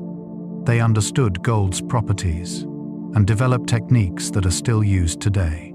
Casting, forging, soldering, granulation, and filigree. Archaeological finds reveal their mastery. The gold treasures of Tutankhamun demonstrate Egyptian skill from 3,300 years ago. The golden funeral mask alone required techniques of hammering, engraving, inlaying, and cloisonné work. Pre-Columbian American cultures created golden ornaments of remarkable sophistication, using lost wax casting to create intricate forms. Ancient Chinese goldwork shows different but equally advanced techniques. These ancient goldsmiths worked without precision tools, without temperature gauges, without modern knowledge of metallurgy.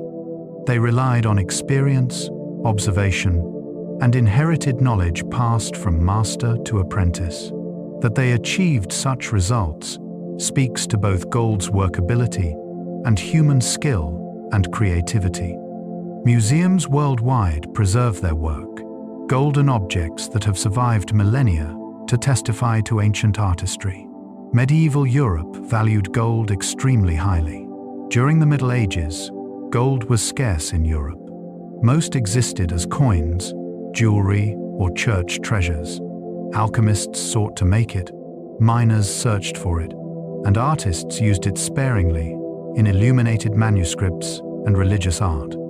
The rarity of gold made it extremely valuable, and its possessions signified wealth and power. Kings wore golden crowns and carried golden scepters as symbols of authority. The most important religious artifacts were made of or decorated with gold.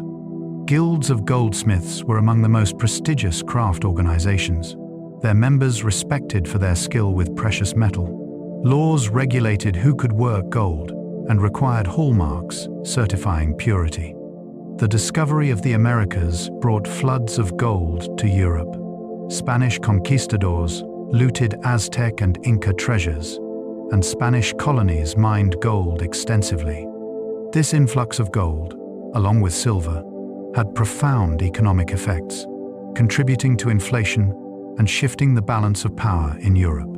Gold remained precious, but it became more available, funding the Renaissance and the Age of Exploration. The 19th century saw multiple gold rushes. The California Gold Rush of 1849 was followed by other discoveries. Australia's gold rushes in the 1852 transformed that continent. The Klondike in Canada, South Africa's Witwatersrand, Alaska, and numerous other locations all experienced gold fever. Each rush followed a similar pattern: initial discovery, rush of prospectors, boom towns, eventual exhaustion of easily accessible gold, and either abandonment or transition to industrial mining. These rushes had lasting impacts. California's population surge led to rapid statehood. Australia's population tripled in a decade. Johannesburg grew from nothing to a major city. The Klondike Gold Rush opened Canada's far north. While most prospectors found little gold, the rushes stimulated settlement, development, and economic growth in remote regions.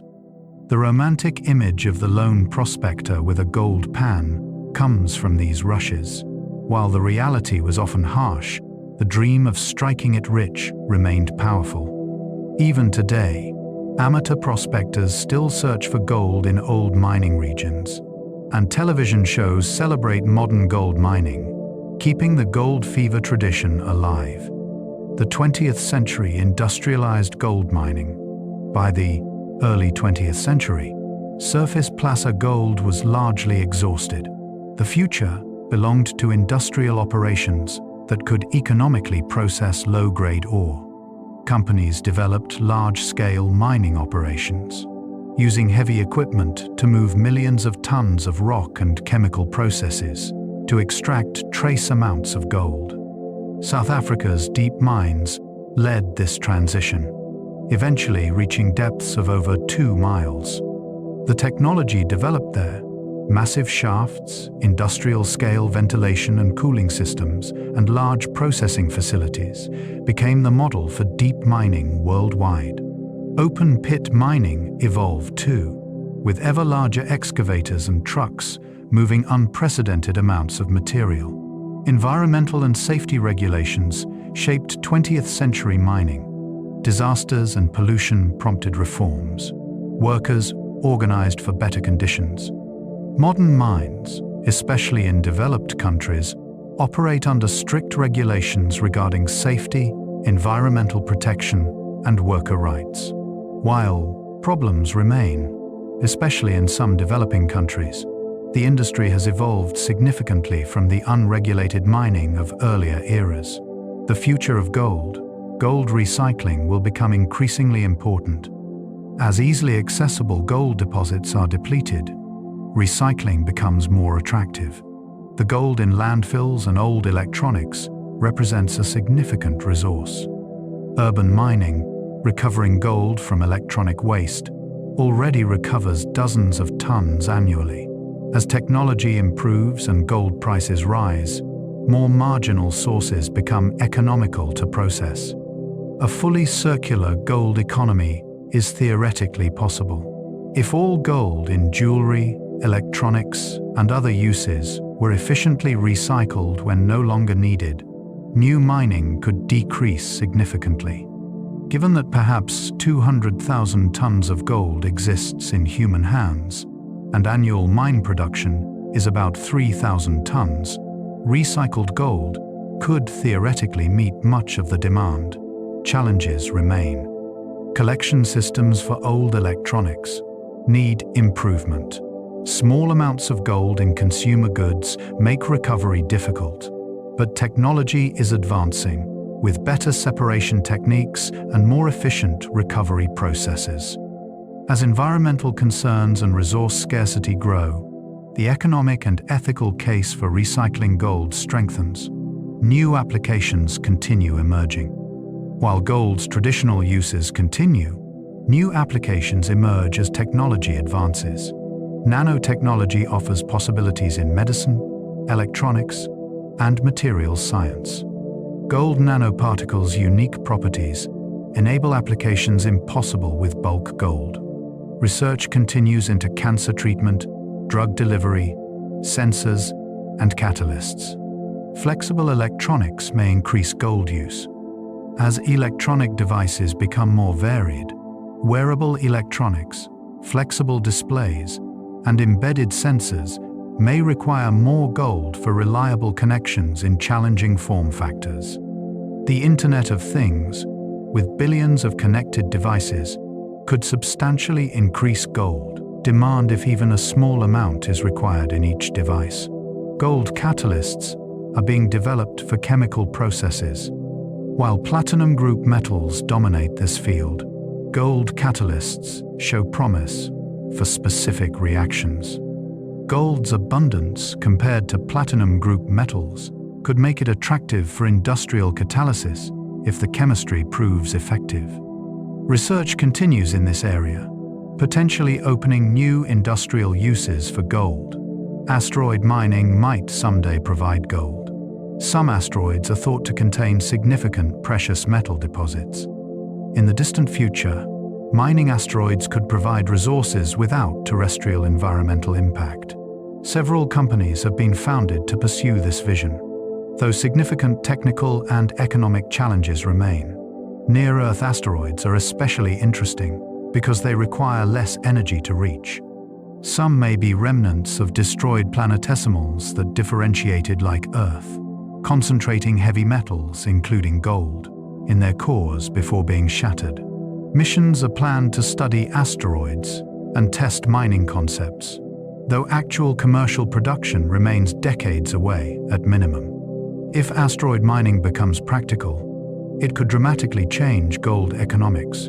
A single metallic asteroid might contain more gold than has been mined throughout human history. Such abundance could crash gold prices, or simply satisfy demand without further terrestrial mining. It's speculative futurism now, but space resources may eventually supplement or replace mining on Earth. Gold's value will persist despite changes. For thousands of years, gold has been precious to human civilizations. Empires have risen and fallen. Technologies have transformed, yet gold remains valued. Its unique properties, physical beauty, cultural significance, and relative scarcity suggest that value will continue. Even in a future of space mining and nanotechnology, gold will likely remain important. Its industrial uses depend on fundamental physical properties that won't change. Its beauty and cultural significance are deeply embedded, and its scarcity, while potentially affected by new sources, will remain relative to other materials and to demand. Gold has accompanied humanity from prehistory into the space age. It decorated our ancestors and flies on our spacecraft. It has funded empires and adorns newlyweds. It has inspired art, motivated exploration, and enabled technology. As we move into the future, gold will continue its journey with us, a golden thread connecting past and future. The science of gold is element 79 on the periodic table. Gold's symbol is Au, from the Latin aurum. It sits in group 11 with copper and silver, the coinage metals. Its atomic structure, with 79 protons and usually 118 neutrons, gives it unique properties. The electrons arrange themselves in shells around the nucleus, with one electron in the outermost shell giving gold its chemical reactivity, or more precisely, its lack thereof. This electron configuration makes gold chemically inert. Most chemical reactions involve the outer electrons, and gold's configuration is particularly stable.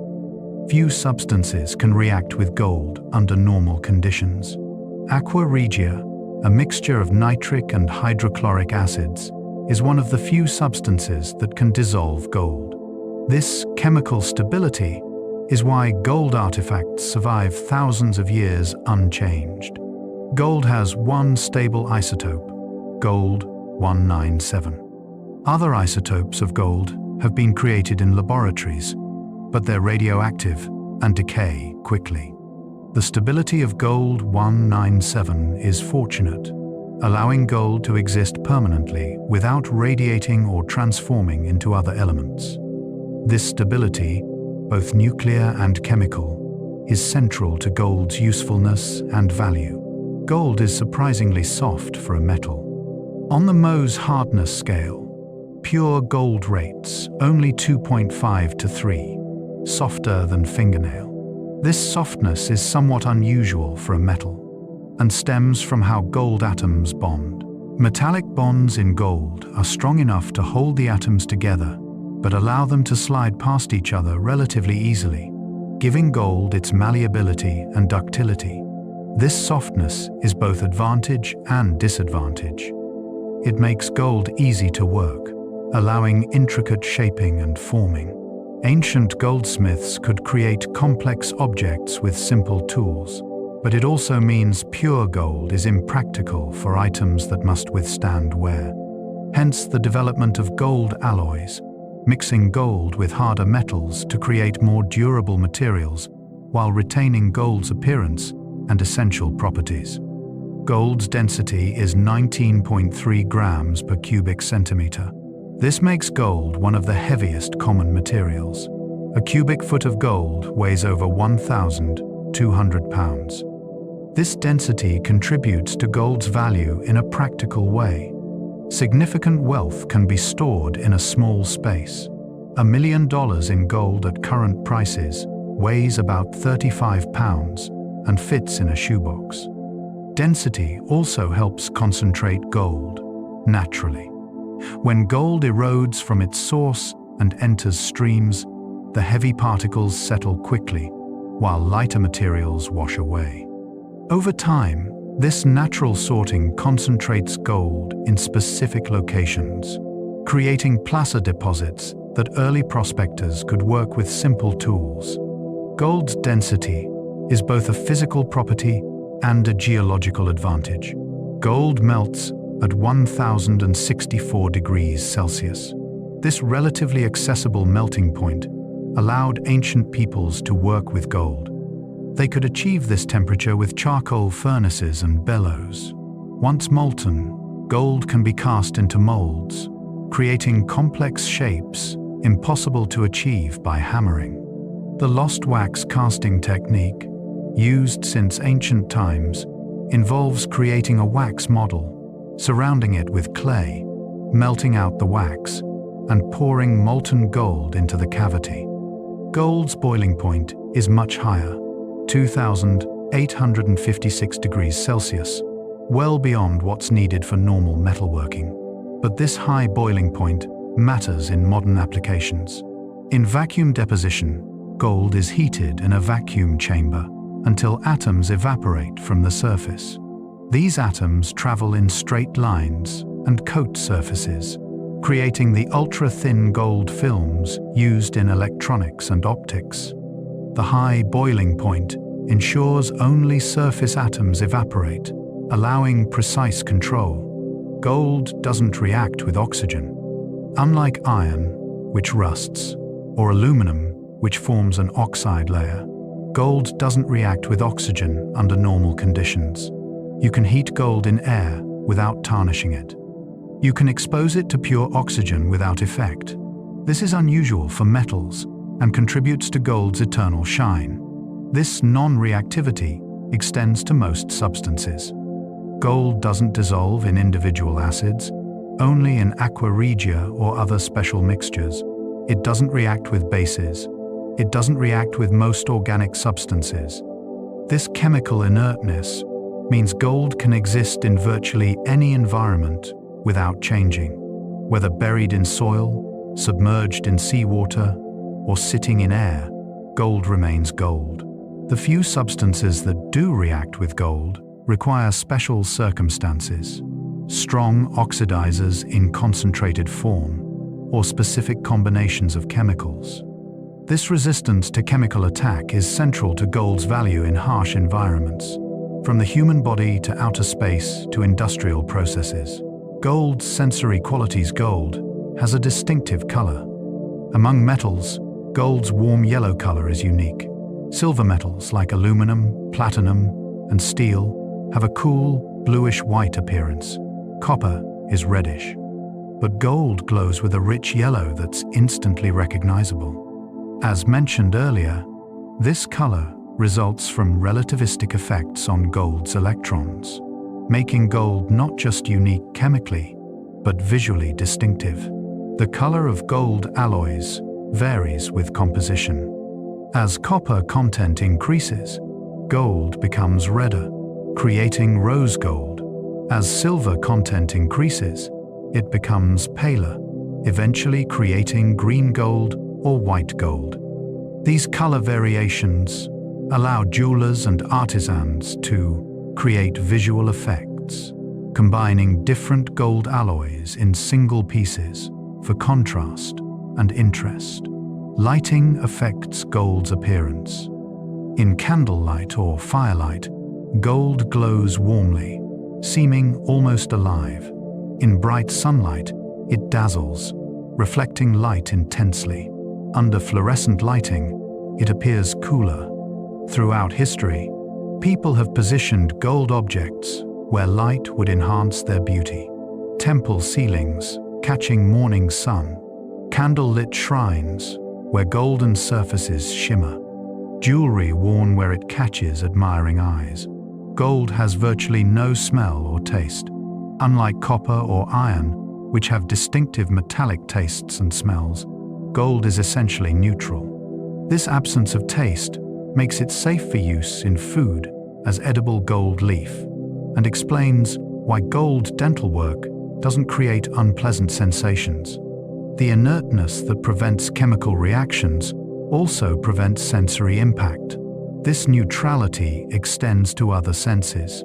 Gold doesn't feel hot or cold to the touch the way some metals do. It's a moderate conductor of heat, warming or cooling gradually.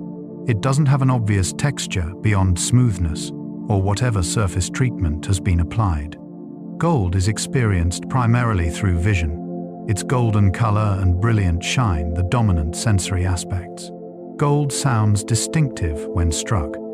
A gold coin dropped on a hard surface makes a specific ringing sound, different from silver or base metal coins. This audible difference allowed merchants to verify coins were genuine. The right ring indicated the correct metal content. Different alloys produce different sounds. Expert numismatists can sometimes identify coins by sound alone. The weight of gold is immediately apparent when held. A gold ring feels heavier than a similar plastic or aluminum ring. A gold bar feels unexpectedly heavy for its size. This density provides tactile confirmation of authenticity. Experienced gold dealers can detect counterfeits by weight alone, the heft feeling wrong compared to genuine gold. Closing reflections gold connects us across time. The gold in a new wedding ring might contain atoms that were once in Cleopatra's jewelry, or in a Roman coin, or in a medieval crown. Because gold is eternal and constantly recycled, the atoms circulate through human civilization, connecting us across millennia. Every piece of gold carries history. When you hold gold, you hold stardust from the death of ancient stars, atoms forged in supernovae billions of years ago, delivered to Earth by asteroid impacts in the planet's youth. The same atoms have been worked by countless hands, prehistoric artisans creating the first gold ornaments, Egyptian goldsmiths covering pharaohs' tombs, Roman coiners stamping currency, Renaissance craftsmen gilding altarpieces, modern jewelers crafting rings. This continuity is profound. Gold represents a physical connection to our ancestors, a shared appreciation for beauty, rarity, and permanence that transcends culture and era. Every civilization that has encountered gold has valued it. This universal recognition, this shared attraction across all boundaries, suggests something deep about gold's relationship with humanity. Gold reminds us of geology's deep time. The processes that created gold deposits, hydrothermal circulation of superheated fluids through deep rock over millions of years, operate on timescales almost incomprehensible to humans. The mountains that eroded to release placer gold rose over tens of millions of years. The asteroids that delivered gold to Earth's surface fell 4 billion years ago. To contemplate gold is to contemplate these vast timescales. Each nugget represents patient geological processes working across ages. Each vein of gold represents countless cycles of fluid flow through hot rock. Each grain of placer gold represents the erosion of mountains and the sorting power of rivers over millennia. Gold embodies geology's patient work. Gold also embodies human aspiration. We're drawn to gold not just for its beauty or practical value, but for what it represents: the rare, the precious, the enduring. In seeking gold, we seek something beyond the mundane, something extraordinary. The gold rushes that drew millions to distant lands were about more than wealth. They were about hope, adventure, transformation, and possibility. Gold in art elevates the ordinary to the sacred. Gilding transforms objects, making them special, worthy of attention and reverence. A painted surface becomes luminous when gold is added. An ordinary manuscript becomes a treasure when illuminated with gold. Architecture becomes magnificent when domes and spires gleam with golden covering. Gold's transformative power in art reflects its transformative power in human imagination. As you think about gold, as you let these reflections settle in your mind, let yourself relax. Gold's story is the story of matter itself, of how the universe creates elements and how Earth concentrates them. It's the story of human civilization, our quest for beauty and value. It's the story of art, science, exploration, and aspiration. Gold shines in museum displays and in jewelry boxes. It flies through space and rests in vaults. It adorns temples and powers technology. It has been with us from our beginning and will accompany us into the future, golden and eternal, a bright thread woven through the human story. Let your breathing slow and deepen. Let the weight of these thousands of years, these billions of atoms, these countless stories settle softly around you. Gold's permanence offers a kind of peace. While so much changes, while time flows and civilizations rise and fall, gold remains, patient and unchanged, golden and beautiful, a constant in an inconstant world. As sleep approaches, imagine gold in all its forms: the warm yellow of jewelry, the gleaming surface of coins, the delicate translucence of beaten gold leaf, the ruddy glow of rose gold, the cool shine of white gold. Imagine gold in nature, nuggets in streams, veins in rock, dust glittering in a prospector's pan. Imagine gold across time, ancient treasures in tombs, medieval manuscripts glowing with illumination, modern technology powered by microscopic gold traces. All of it gold, all of it the same atoms that formed in dying stars, that fell to Earth in the planet's youth, that have passed through countless hands and forms, that remain golden still, eternal and incorruptible, beautiful and rare, valuable and meaningful, a physical embodiment of permanence in an impermanent world. Let that golden glow fill your mind as you drift towards sleep, a warm light that endures, unchanged by time, untouched by decay, shining softly as you relax deeper, as your thoughts quiet, as sleep comes gently, carrying you into rest. Good night.